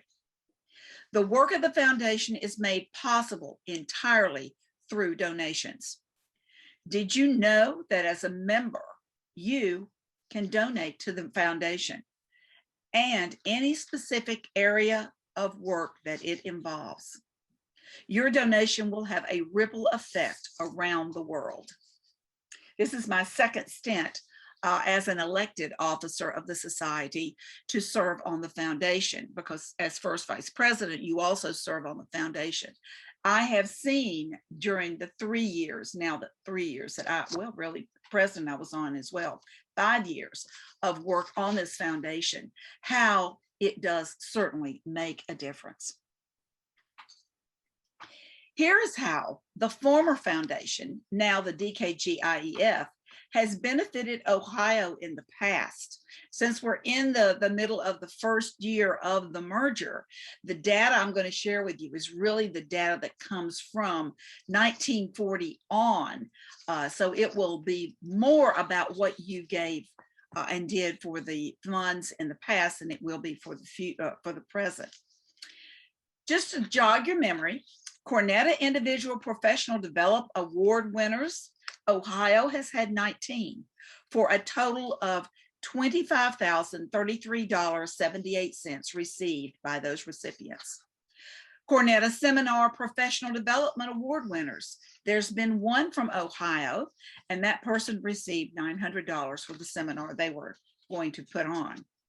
Project award winners included 25 recipients from Ohio that received $48,041.01. Additional funding and awards to Ohio funded by other DKG funds from 1940 through 2020 include World Fellowship Awards of $137,900 to fund the education of World Fellowship recipients who attended Ohio schools of higher education. And you have been responsible for helping 40 recipients since 1940. International DKG scholarships totaling $118,300 have gone to 31 Ohio members. And 10 Ohio members have attended the Golden Gift Leadership Management Seminar, which is now known as DKG Ignite. And unfortunately, that program will not be able to meet this summer.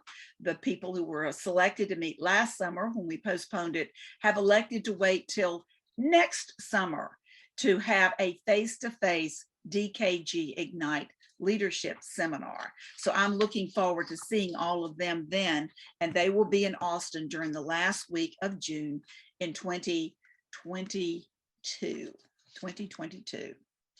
I urge you to participate in and apply for any of the funding opportunities that I've outlined here.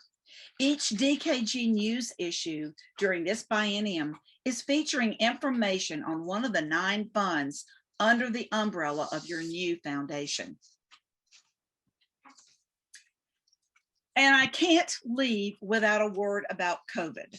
Our friend, COVID, has not been the best of friends, but boy, has it shown us a new way to work, and a better way in many instances, and shown us our resilience. I want to urge you to continue to move forward as a state organization during this pandemic and to create new ways to stay connected and still conduct business. I applaud Ohio and your state leaders for the magnificent job you have done during this crisis. Your creativity, your resilience, and your collaboration as a cohesive unit have made a difference and had a ripple effect across the society. People talk about what Ohio is doing. People see what Ohio is doing on your YouTube channel, and they emulate it and they imitate it. And it makes DKG stronger because you are giving your ideas out there, putting them out there, and letting other people see what they can do too. Here are ideas your administrative board members embrace and have embraced during this time, some of which your state organization has also embraced. State organizations, and chapters may conduct business electronically or virtually, as long as participants can hear one another during that business. And you're making it legal. Tomorrow, when you vote in your meeting and you make it legal by adopting the amendments that you as a board looked at tonight, you will see the realization of that particular very strong trait that we need to include in all of our constitutions. You might want to consider a waiver of ballot requirements if having to conduct business electronically. But I think y'all have learned exactly how to do it electronically, which I'm hoping that the convention in 2022, if they have to go that route, will be able to do as well. Zoom has allowed members who couldn't attend in person to participate and see everyone through limited internet service, and it has created a challenge for some, but you've risen above it. We've learned to use our phones and conduct business that way just as well as being on a computer. So I applaud you, Ohio State Organization. Before I leave you tonight, just a word about our international convention conferences that are coming up this summer. We originally had 3 planned, and because of COVID and restrictions in Finland, we were not able to go ahead and have that particular conference scheduled in 2021. It has been postponed until 2023, and it will be in Tampere, Finland in 2023. But nevertheless, there are 2 to choose from or to go to if you want to go to both. One in Portland, Oregon, and one in San Antonio, Texas. And you can see the dates there. The first is July 7 through 10, and the second one in San Antonio will be July 21st through 24th. Again, the European conference has had to be postponed. DKG is all about opportunities, contributions, and impact. There are opportunities to serve, to lead, to learn, and to grow. Our members make contributions. They make them professionally. They make them intellectually, personally, and financially. There is a ripple effect. Even your smallest contribution will make an impact. We, your board members, encourage you to learn more about DKG by visiting the website, dkg.org, and to update or create your My DKG account on the website. My dream last biennium was to be able to send an email blast out to every single member. But if you don't sign up for My DKG, and give me your email or give Becky your email through that account to contact you, you will never get that email blast. And that dream of sending one to every member will never work because we can't send a blast out if we don't have all the emails. They'll bounce back and we will be cut off of internet access. That's the way the world works these days. So we need your help with that. We are women educators impacting education worldwide in many ways. The DKG Administrative Board is all about listening to you, meeting your needs, and serving you. You are the society. Thank you so much for letting me be part of your program this evening. I know it's been a long evening for you. And if you're like me, you normally are in bed by this time. So I know it's been an experience to stay up a little bit and watch somebody on a screen. You've had an excellent evening and I appreciate so much being part of it. Thank you again.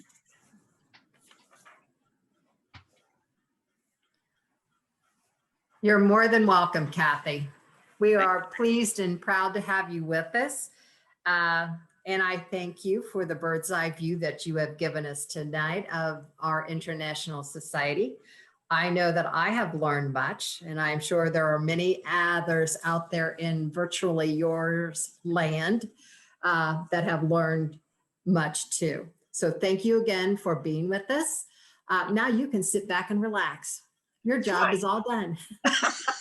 I can enjoy it.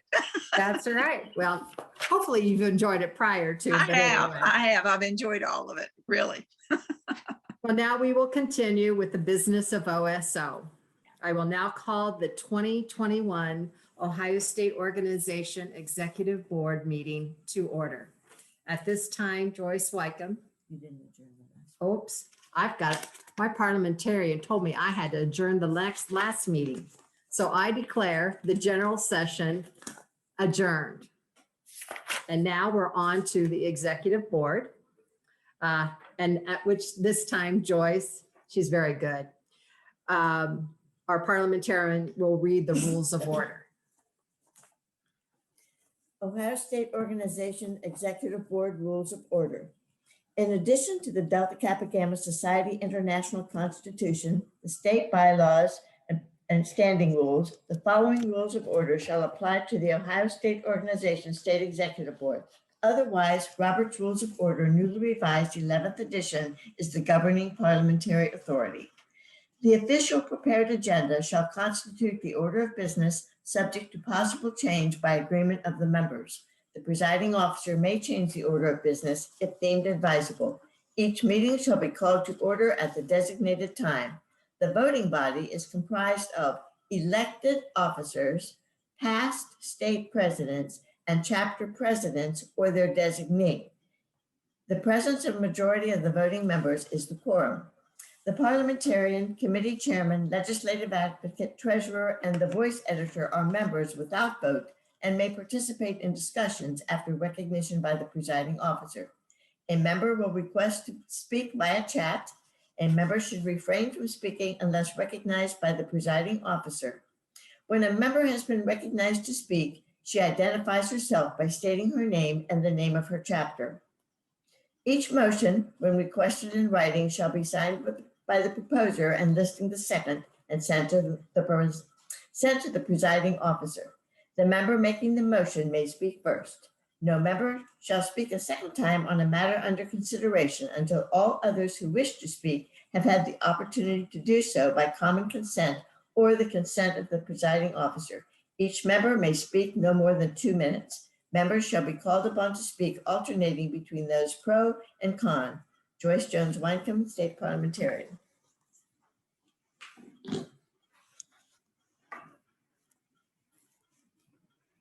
Is there any objections to the rules of order?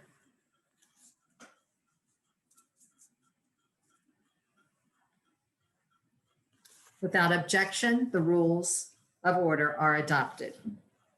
You received the tentative agenda. Are there any objections or additions to the agenda?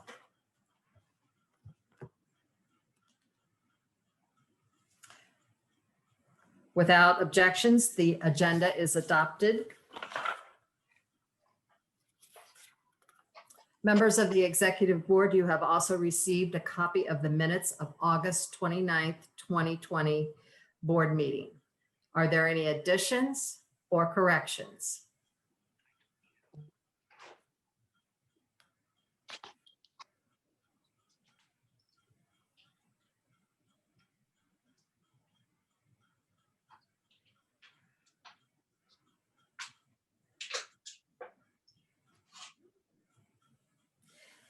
Hearing none, the minutes of August 29th, 2020 are approved as written.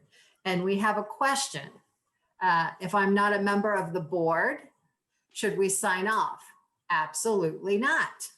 We want you to, even though you're not a board, I mean, you are a member of OSO and you have a right to be here just as much as anybody else. And it may be a learning process for you. You can see how our organization works and how we go about our business. So please stay. I ask for Cindy Lawyer for correspondence. Madam President, I have no correspondence at this time.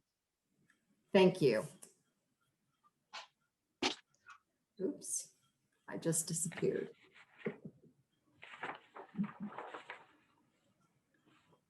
Thank you, Cindy. Report of the treasurer. Diana Haskell. Good evening, sisters. It is my honor to serve as your Ohio Treasurer. And please know that each Ohio State officer acknowledges the important work of the chapter treasurer and chapter elected officers. The commitment that you demonstrate to your chapter members, to the Ohio State organization, and to the mission and purposes of Delta Kappa Gamma is noted, appreciated, and as you know, I have a very special place in my heart for the chapter treasurers. My report tonight is in 4 sections, and thank you, Eileen, for bringing up my first slide. All financial data that I'll be discussing tonight will be reflected the period July 1, 2020 through February 28, 2021. Our fiscal year begins July 1, and the conclusion of this report will be through February. Thank you, Joyce, for the next slide. You know, Diana's theme, our president's theme, certainly is reflected belong in this slide, our chapter dues. And this is simply a date-specific slide, which really is important regarding our chapter dues collection and the conclusion of that period. Chapters are collecting 2021, 2022 dues through September the 30th.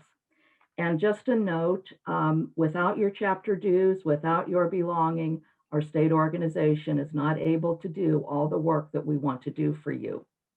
Thank you, Joyce, for our next slide, or excuse me, Eileen, for our next slide. Section 2 is really about building. Section 2 includes our financial data for this period, as I've described. This slide presents information on our revenue. Think of this as money that comes into your checking account that can be used to make purchases or pay expenses. OSO revenue, as you can see, relies heavily on member dues. Minor other sources of revenue, as you can see, include interest, and my, isn't that meager? And during a COVID situation, we were fortunate to be refunded our Bureau of Workmen's Compensation premiums for the last period. And so that total is reflected there. And unfortunately, we have the assets of dissolved chapters for a total revenue during this period of $40,593.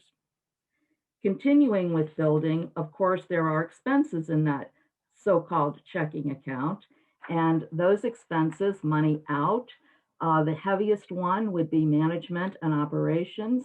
Those include funding paying the CPA and other services.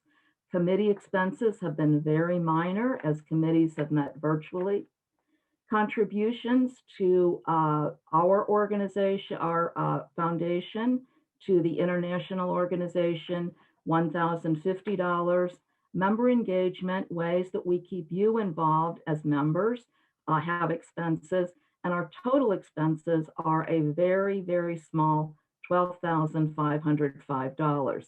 You'll notice, of course, that there's no convention expenses, etc., as those have been very minimal and are yet to come in.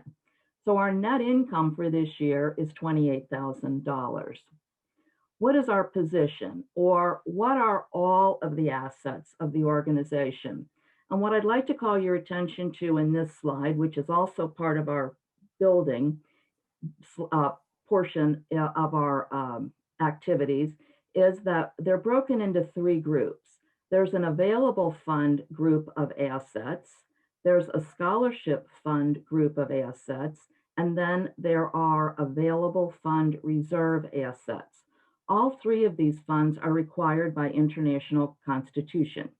So our available fund assets, that's our money in, money out. So we have checking and money market dollars. We have prepaid $9,000 of our next convention expenses. So they're listed as an asset. They were not paid, they were paid this year, but will be applied to expenses next year. And then we have an investment account with US Bank, securities, bonds, other assets of $49,000, which brings our available fund assets to $220,000. Our scholarship fund assets are the result of the monies that are collected by the chapter treasurers for the scholarship fee and then sent to the state of Ohio, part of which would be kept in your chapter if you have a scholarship fund.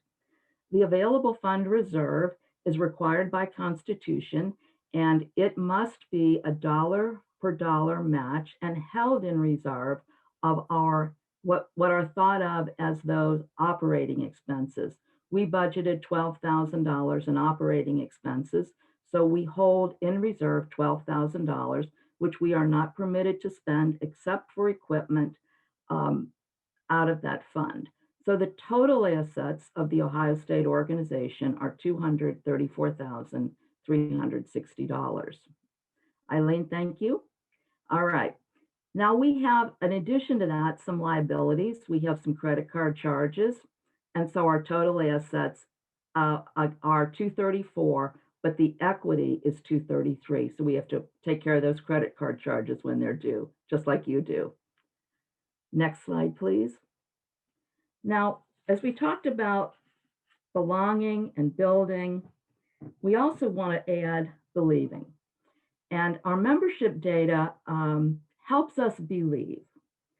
Our active members are those members that believe in the activities of the organization, remain connected. Currently, there are 2,272, 3,000 last year. As you heard earlier, Tammy Schrader indicated that there has been a decline, and that decline has continued.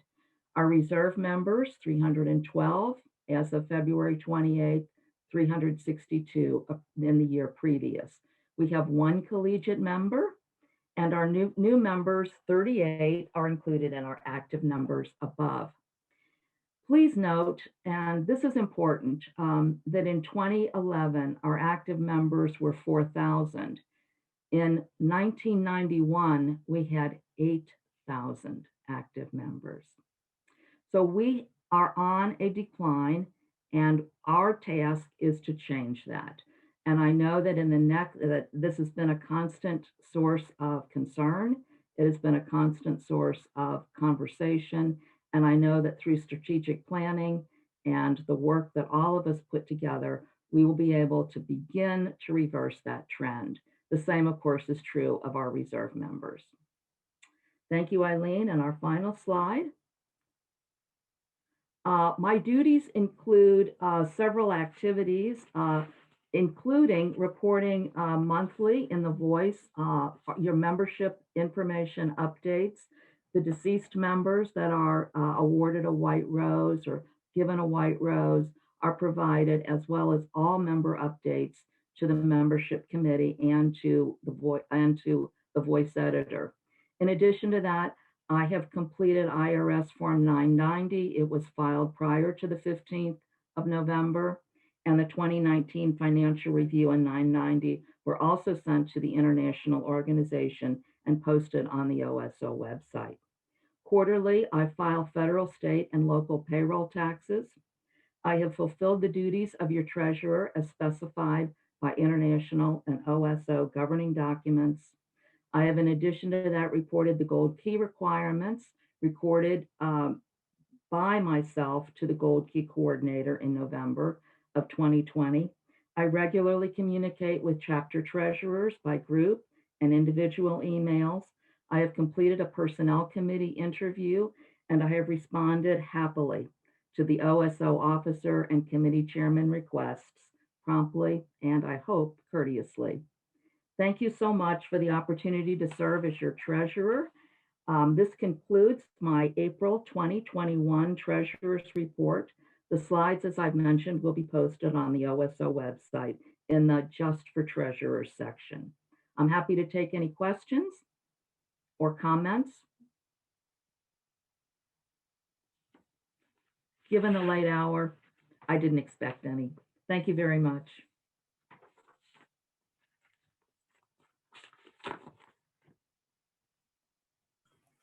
Thank you, Diana, for your precise report. We appreciate it. Hearing none of the questions or any questions for the treasurer's report, we will file it for audit. We will now hear the Personnel Committee's report. Janet Hess, Chairman. During the past year, the Personnel Committee reviewed the materials used to evaluate the employed personnel of the OSO. We retained the materials for the positions of the voice editor and the treasurer and adopted new materials for the position of the webmaster. In November, December of 2020, we had all three fill out self-evaluations of their performances over the past year. In February of 2021, we conducted job performance interviews with all of them. The committee recommends that Cathy be hired for a 2-year term as editor of The Voice and that Diane Haskell and Eileen McNally be rehired for an additional 2-year term. Motions to this effect will be made shortly.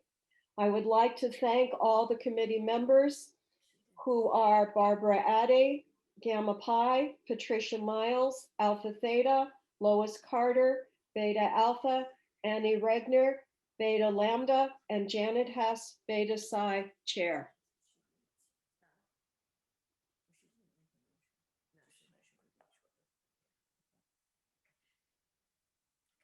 Any discussion on the personnel report and recommendation?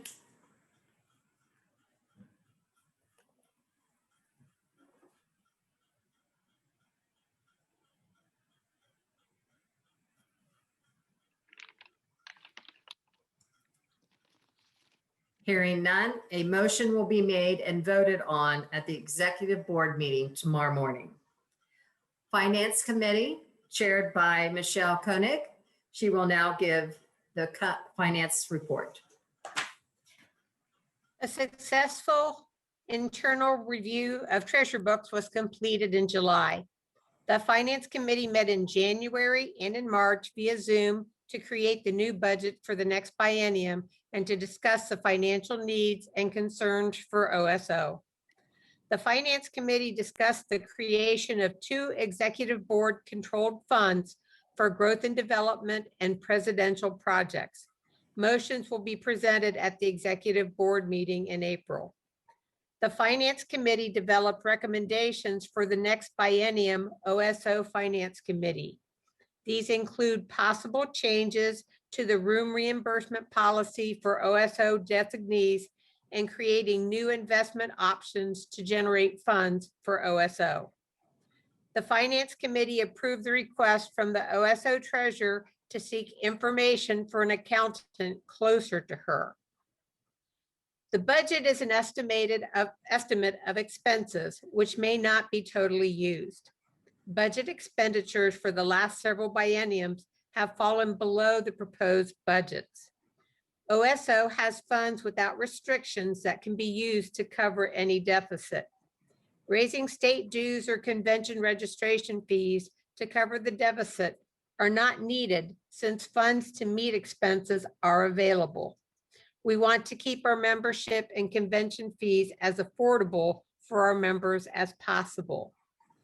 Committee members of the Finance Committee are Helen Lou Morgan, Beta Alpha, Belinda Dixon, Delta Epsilon, Donna Cruz, Theta, and Michelle Koenig, Gamma Chair. We are now going to go on to the budget. And if you can scroll that down, yes.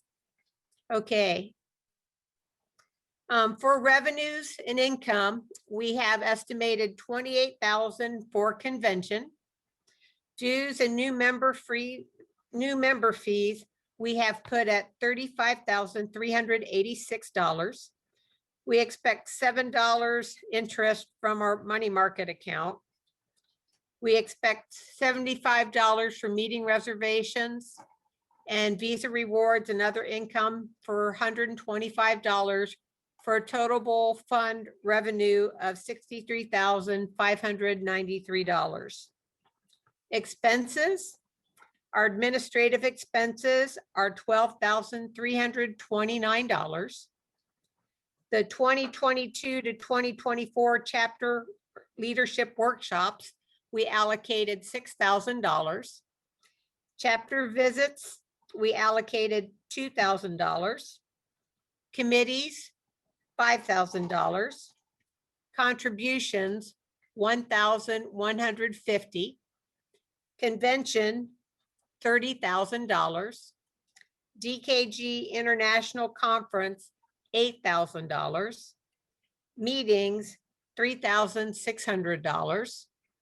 Member engagement, $1,650. And OSO committee workshops, $8,000. Total expenses are $77,729. Total revenue, $63,593. which has a net deficit of 14,136. But as noted in my report, we do have funds to be able to cover any deficit. And quite often, we rarely spend everything that we have put in our budget. By recommendation of the Finance Committee, or by direction of the Finance Committee, I recommend the approval of the 2021-2022 OSO budget. During this time, there'll be discussion if anyone has any.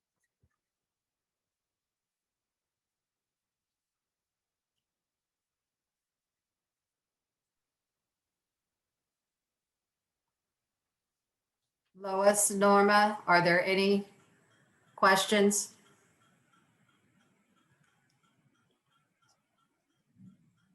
I don't think so. No. Okay, hearing Hearing- none. A motion's going to be made and voted on by the executive board meeting tomorrow morning. Okay, I was supposed to say that, Oh, Michelle. sorry. That's all right. Okay. Hearing no discussion, a motion will be made and voted on at the executive board meeting tomorrow morning. Now we know who will Okay. be one of our candidates for the next biennium for president. Okay, go ahead. Complete your. Okay. The next thing on our agenda is to bring some recommendations forth so that we can have discussion if need be. The first one is to establish an executive board designated asset fund for the specific purpose of the Ohio State Organization Growth and Development for the 2021-2023 biennium, not to exceed $10,000. The second one will be to establish an executive board designated asset fund for the purpose of the Ohio State Organization 2021 to 2023 presidential project, not to exceed $10,000. The reason we are submitting these recommendations are executive board designated net assets are net assets without donor restrictions that are subject to self-imposed limits by the action of the executive board vote. The executive board designated net assets may be earmarked for future programs, investments, or contingencies as a commitment to a plan, strategy, or program needed by the Ohio State Organization. A time limit and amount should be always established by motion. The Ohio State Organization will be required to disclose information about the amounts and purposes of the executive board designated net assets on the statement of financial position and in the annual financial review written by the CPA. Detailed plans and costs for the use of the executive board designated asset funds will be presented to the executive board for vote. The executive board designated asset funds will be released by motion of the executive board. Executive board may vote to change the purpose of the executive board designated asset funds. And the executive board may vote to remove the designation and free up the designated asset funds. So by direction of the Finance Committee, I recommend to establish an executive board designated asset fund for the specific purpose of the Ohio State Organization Growth and Development for 2021-2023 biennium, not to exceed $10,000. Any discussion? Diana, do you want discussion for each one of them? Yes, separately, yes. We are now entertaining discussion on the recommendation Michelle just read to you.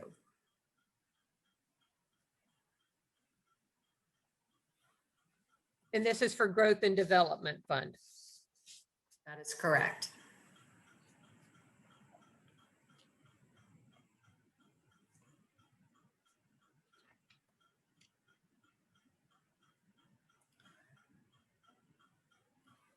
Okay, hearing none. Okay, hearing none, the motion will be made and voted on at the executive board meeting tomorrow morning. We will entertain discussion on the second recommendation to establish an executive board designated asset fund for the purpose of Ohio State Organization 2021-2023 presidential project not to exceed $10,000. Any discussion?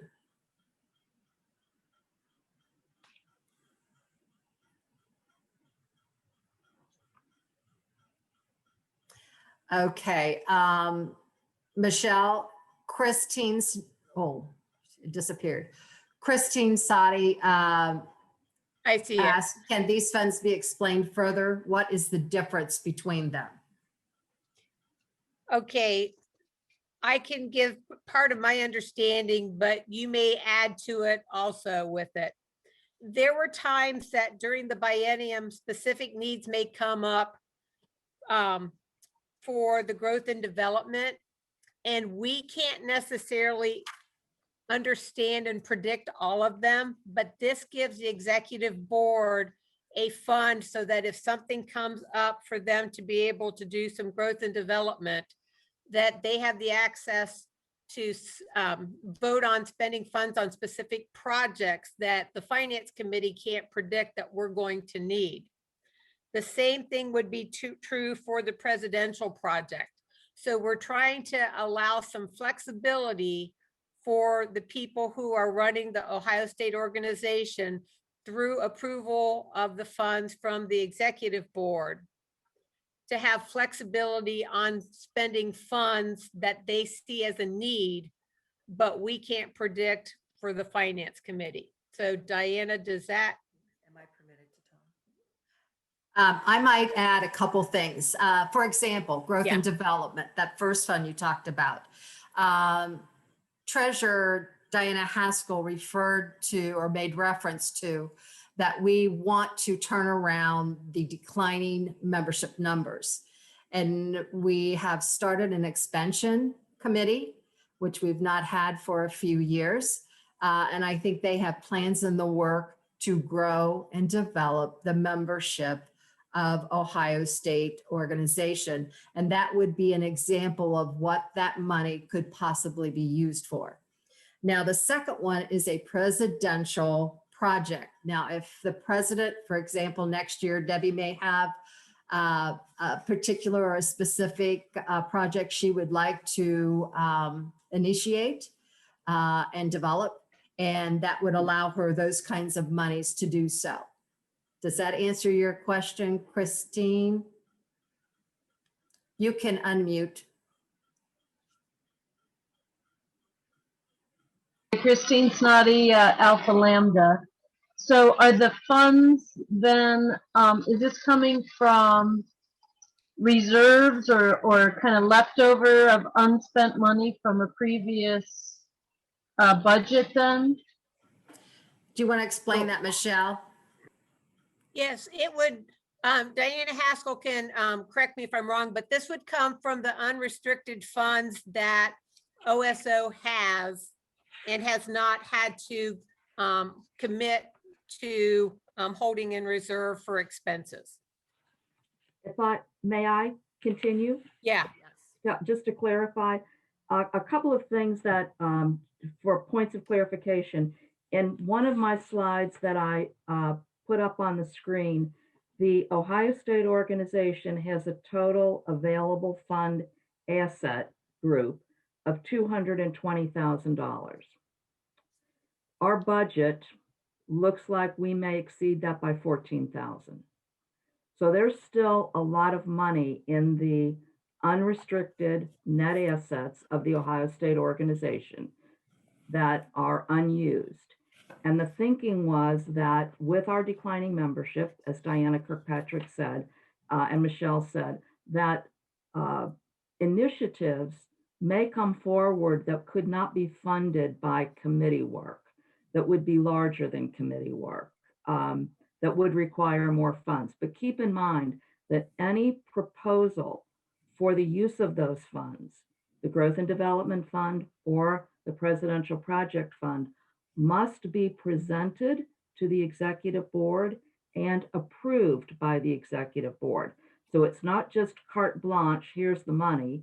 The money is set aside for a plan to be developed for the use of those funds, but the executive board determines whether or not that plan meets the needs of the Ohio State organization and votes to release those funds for growth and development, to release those funds for the presidential project after a plan has been presented. So the funding is there, but would never be spent without the approval of the executive board. If the executive board did not feel that the direction was correct or appropriate, they can say, we don't want this fund to continue. We want this fund to go away, and the money is just returned to unrestricted net assets. So the control is all in the executive board, and the monies are just being set aside so that a plan can be developed. Okay, thank you, Diana. Helpful or not? Yes, she said it was totally explained and she thanked you for the clarification.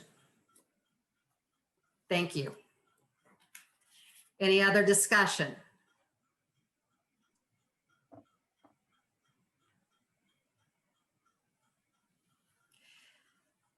Hearing no further discussion, a motion will be made and voted on at the executive board meeting tomorrow morning. Thank you, Michelle, for your finance report. And we look forward to approving the budget tomorrow. Okay, we will now receive the report for membership from Debbie Cantor, our first vice president and membership chair. Debbie. Thank you, Madam President. I would like to share a few highlights since the last report at Executive Board meeting in August. The OSO Membership Committee has been working closely with Expansion Committee to prepare for the upcoming breakout session on April 20th. The committee members, along with past State President Marilyn Slusser, met March 20th to film the Celebration of Life ceremony that will be shown tomorrow at the close of convention. Programs will be mailed to chapters in May, and a remembrance will be published in The Voice. Letters were received from Beta Xi chapter and Gamma Chi chapters requesting to dissolve. Alpha chapter has requested permission to merge with Tau chapter. And before I make the Buckeye Cherry Membership Challenge announcement, I would like to ask Jeannie Bennett to bring forth the recommendations from the committee. Thank you, Debbie. Jeannie Bennett, Alpha Gamma Chapter. By direction of the Membership Committee, I recommend to accept with regret the request from Beta Xi to dissolve and request to hold the chapter name Beta Xi in reserve for future use. By direction of the Membership Committee, I recommend to accept with regret the request from Gamma Chi to dissolve and request to hold the chapter name Gamma Chi in reserve for future use. By direction of the Membership Committee, I recommend to accept the request of Alpha chapter to merge with Tau chapter and hold the chapter name Alpha in reserve for future use. Thank you.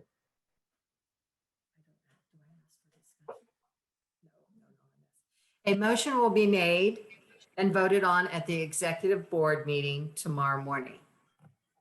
Now, we will have a report of the biennial seminar. Oh, wait a minute. No, we're not. Hold off. Sorry. Now, how could I forget the Buckeye Cherry Challenge? Okay, Go thank ahead, you. Debbie. Give us the news. All right, the Buckeye Cherry Membership Challenge, otherwise known in Michigan as the Cherry Buckeye Membership Challenge, has been challenging during this pandemic. In our state, Tau chapter is the winner with 20 points, and Alpha Xi is the runner-up with 19 points. The complete list will be published in The Voice in May. Now, we will be asking Diana Haskell to mail a $100 check to the DKG International Educators Foundation as Michigan State organization has emerged as the winner. Apparently, the cherries have it. Thank you all for participating, and at least DKG International Educators Foundation is the true winner. Thank you. Oh, and my committee, I'm so sorry. Jeannie Bennett, Alpha Gamma, Kim Lewis, Delta Epsilon, Michelle Meniscus, Alpha Xi, Sarah Thompson, Delta Theta, and myself, Debbie Cantor, Delta Epsilon Chair. Thank you. I still consider us winners because we gained 88 members for our society, or for our state. So, okay. Cindy Lawyer, you are on. I want to hear about the biennial seminar. Thank you, Madam President. And I'm anxious and surprised to be able to share with you the surprising news. This year, DKG Ohio is providing a special biennial seminar series to connect each of us, especially during this time in which we feel so disconnected. In honor of our active DKG teachers that are working on the front lines, your biennial seminar committee wants to show our appreciation for their hard work by hosting Lelia, Kubesch, which all of you may realize that you just met her. She was our keynote speaker this evening. So you are aware of her unique ideas and her insight. Our 2021 biennial seminar will take place virtually in July. No, not July. It's going to be in June. She's going to be empowering each of us to use our skills and talents to leave a legacy. So we want you to mark your calendar for June. It's going to be the first Thursday in June, which is June 3rd at 7:00 p.m. and the following Thursday, June 10th, with possibly more to come. And think you will be able to enjoy this in the comfort of your home. The 2021 biennial seminar, entitled How to Dream Big and Pass It On, will be fantastic. Do not miss out on this opportunity. So look for information in the May edition of The Voice, where you will be provided a link to register. An e-blast will also be sent out to all of our DKG sisters at the beginning of May. Remember, dream big and pass it on. Thank you. Thank you, Cindy, for that invitation to connect. I'm excited and I can't wait to hear the details. Thank you. And please, let me say again, it's in June, the beginning of June, on a Thursday. Thanks. We will now have the ad hoc milestone committee report from Chairman Sally Gilmore. Sally? You probably want me to unmute. Yes, I've had that problem all night. Go ahead, Sally. Thank you. The Ad hoc Milestones Committee report is based on 6 meetings that we have had. Milestones, the history of our organization, was published in 2009. Our endeavors begin with the next decade, 2009 to 2019, with Beth Archer's presidency. Once again, we will attempt to highlight our activities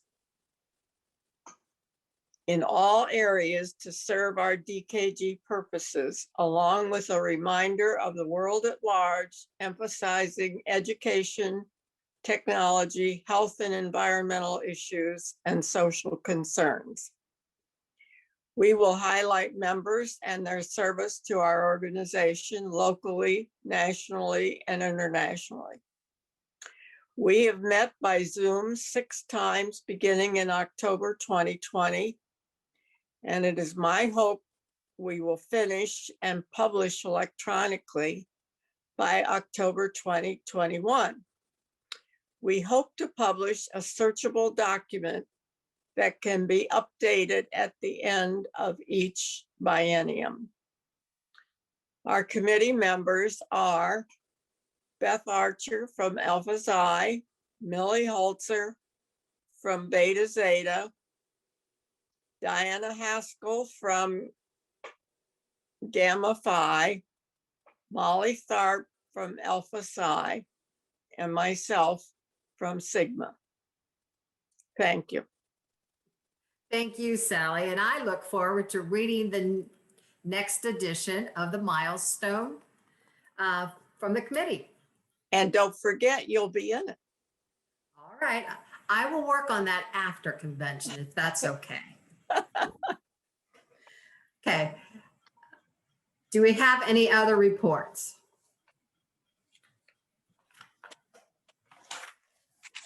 I think not, probably. Okay, we are going to go on to attendance. This will, oh no, never mind. We have unfinished business. Do we have any unfinished business?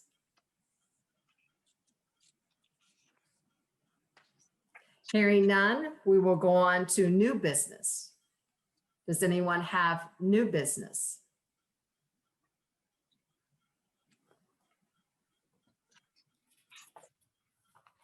Hearing none, we will go on to make sure that we know you are here tonight with your attendance. At our highest point, we had 176 individuals attending our first virtual convention. You need to enter your first and last name and your chapter into the Zoom chat option.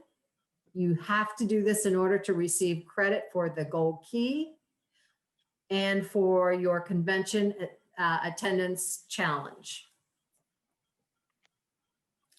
Okay, now I will turn it over to our convention coordinator, Linda Deltz, with announcements.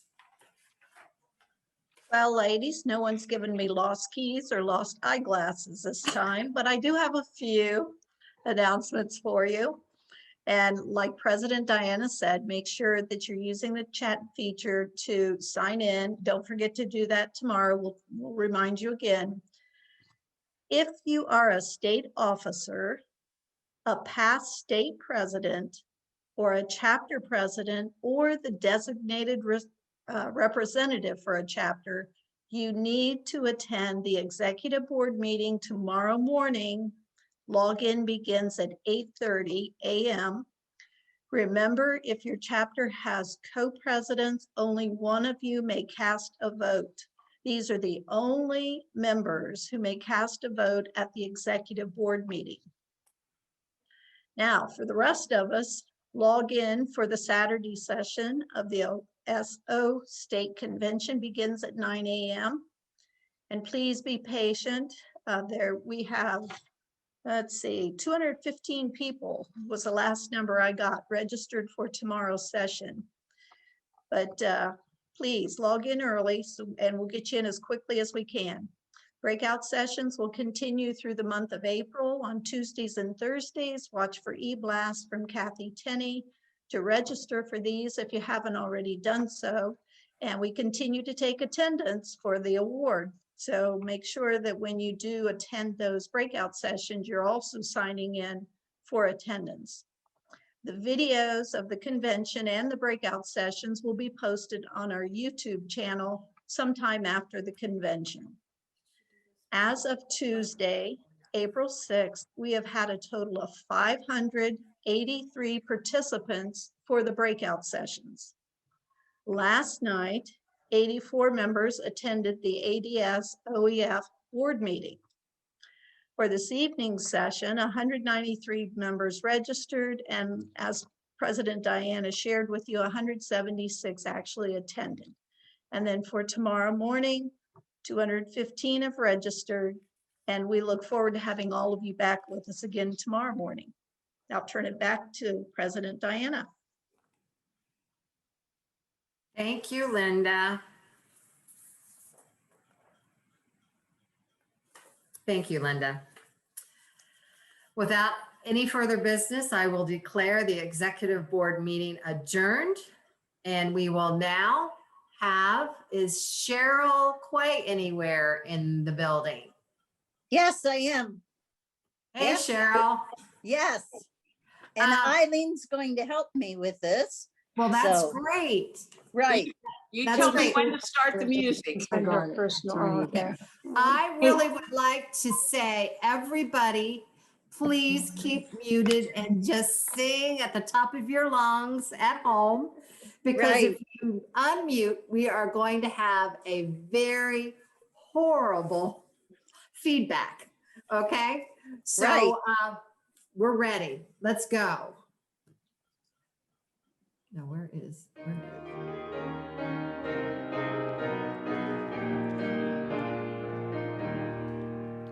Women teachers to the calling, firmly rolling, never falling, duty ne'er upon us calling, staunch, courageous we, loyalty and trust dare heeding, mindful of our sisters needing, aid and guidance from those leading, help may we be, to Delta Kappa Gamma, faith we pledge forever, hand in hand our loyal band, forward moving ever, onward 'tis our sisters lead us, courage, faith and honor lead us, wrongs in truth and justice heed us, firmly shall we stand.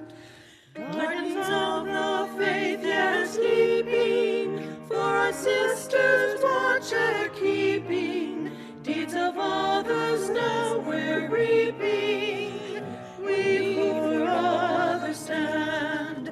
To us pioneers have given, we return their gifts to heaven, work for others is the leaven that inspires our band. Over here. Oh, Delta Kappa Gamma, in thy fold we gather, unity and liberty shall be your watchwords ever.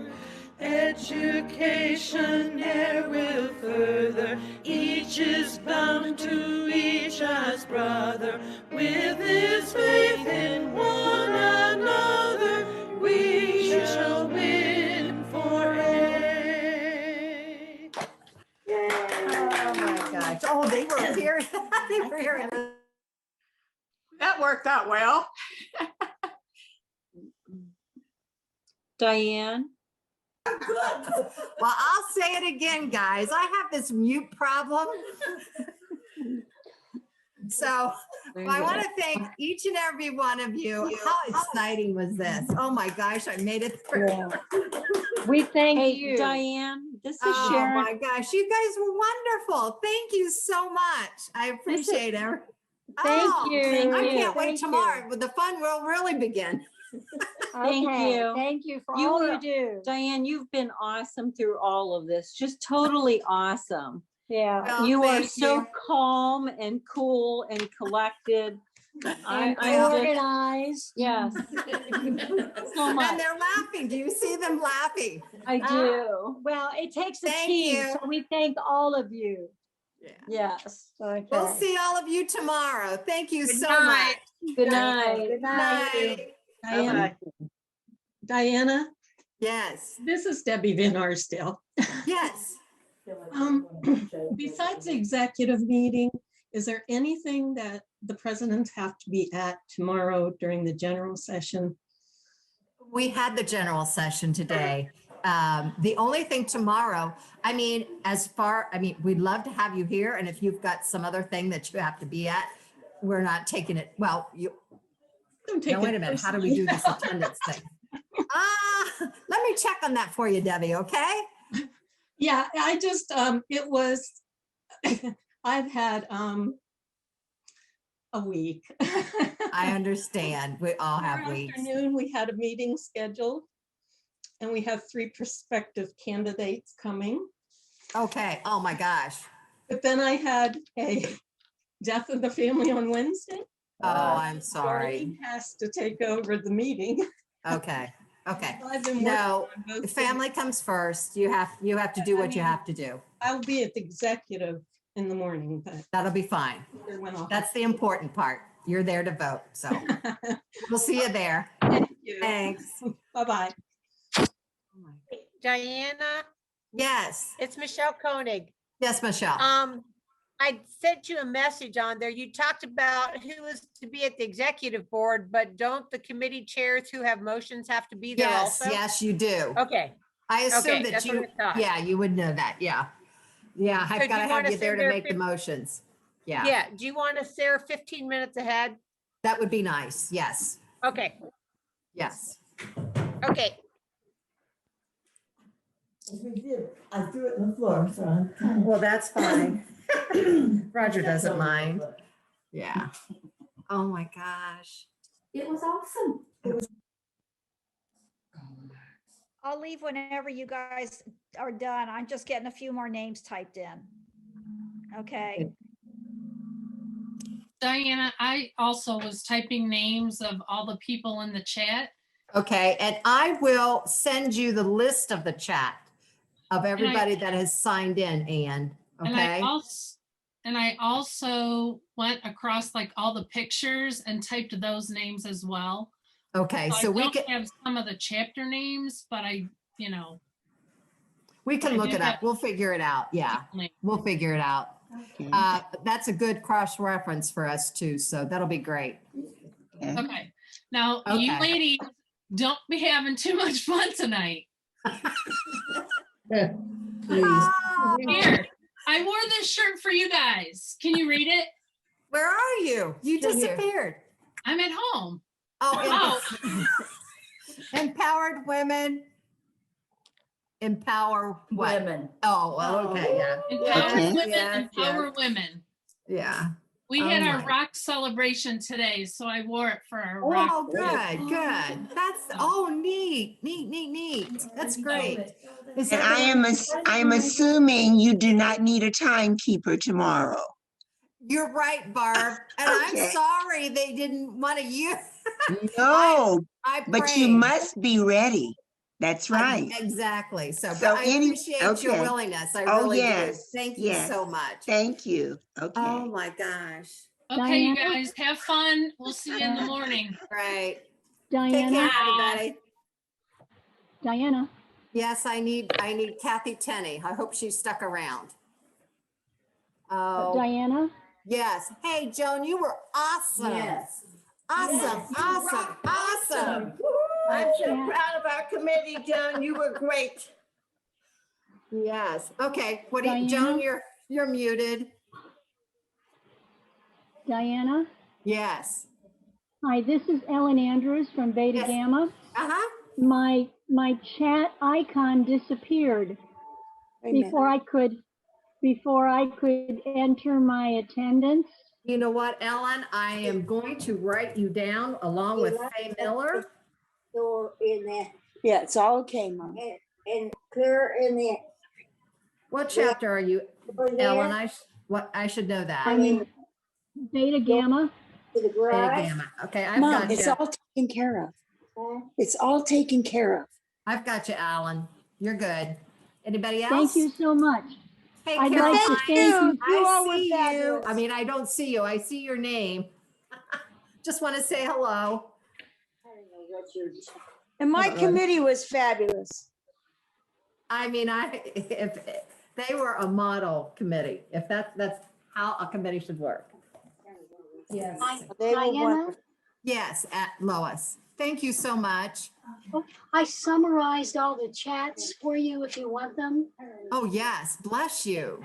but Yes. I'll clean them up and type them and send them. Oh, you don't have to type them. Just take a camera Snap- picture of them and then Okay. just send that. All No, right. you don't I'll need do to that. Mom, it's fine. Okay. Thank you. Thank Good you. job. See you tomorrow. Bye. See you early. Okay. Here tonight. We don't have to adjust any No, we motions. don't have to do anything. We don't have to what? Adjust any motions. Oh my gosh, isn't that Unless somebody wonderful? can See, talk. that's what I have to do. Someone from what? Somebody who maybe, when we're ready to vote. I don't know if you need that or not, but there it is. Oh, it's nice to have. It's talent. You understand how I've done it? Yeah, Okay. yeah. I was very wordy and I kept getting to the bottom of the page and my printing got worse and worse. Okay, I'm just gonna disconnect. My chapter president apparently had a dog die